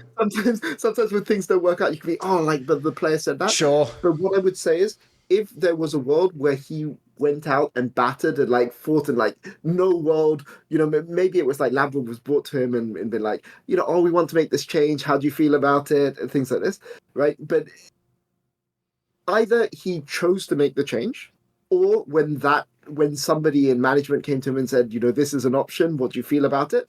He didn't jump out and make an argument for that guy. Because I've definitely been with players where I will go and say, with AD carries, where I can say, okay, this is a support change we want to make, and the AD carry will and I'll try to argue for the support, like why we should bring the support, and the AD carry is like, no, there is no world, I this guy, we have 2v2, sure, it's been rough, but we will make it work, and sure, maybe this guy's going through a rough patch, but I will make it work, right?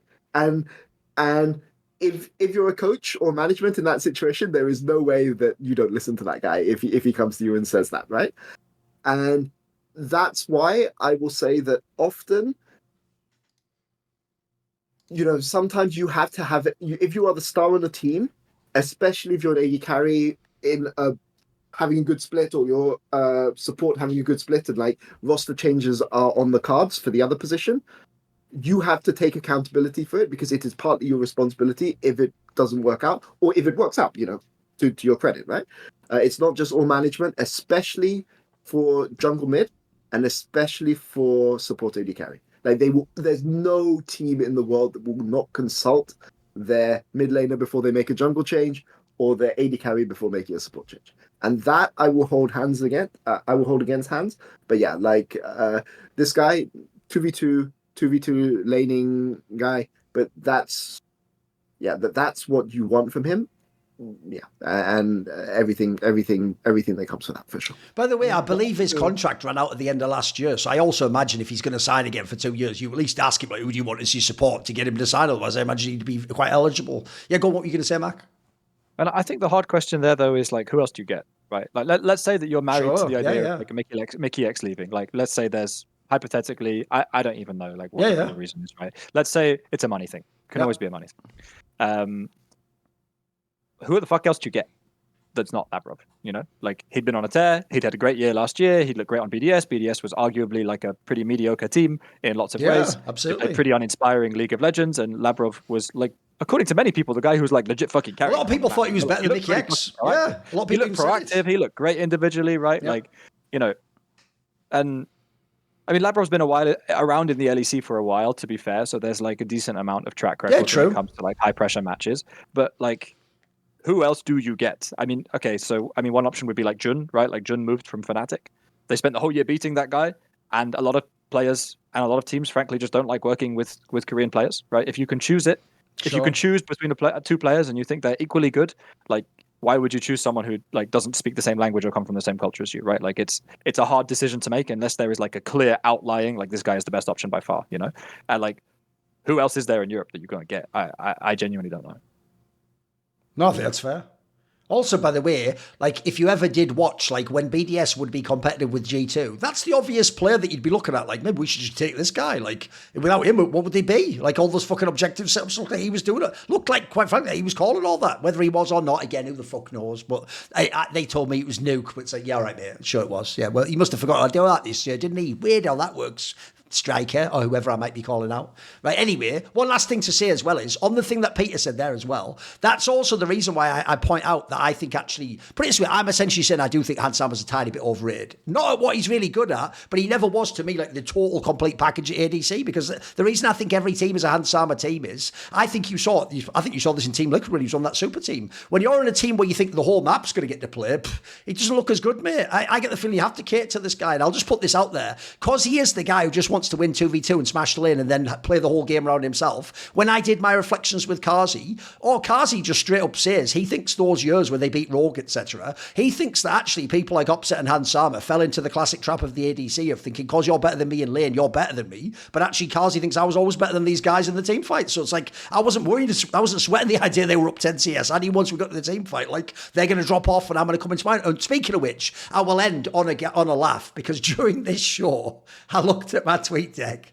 and Kazi, here's what's amazing, Mac, because I'd never done an interview with him. I don't even know if I'd had him on a show. Maybe I'd have him on a show. What am I about to hear, please? This is a banger. I never keyed into his sense of humour. Like, spoiler, I hate all those humanoid tweets he makes. Those are not at all up my alley. That's not my vibe at all. Why? But when he actually does banter, because I now get the sort of dry through thing, now I find him really intense. So he did a tweet during this, which I think is a banger back. He goes, "We are preparing insane picks for playoffs in scrims." That was it today. That was just his tweet today. Okay, there you go. You get a golf clap for that one, mate. That's a really good one. That's a good bit. That's good. I appreciate it. It's good. Hell. That's legit. That's actually legit.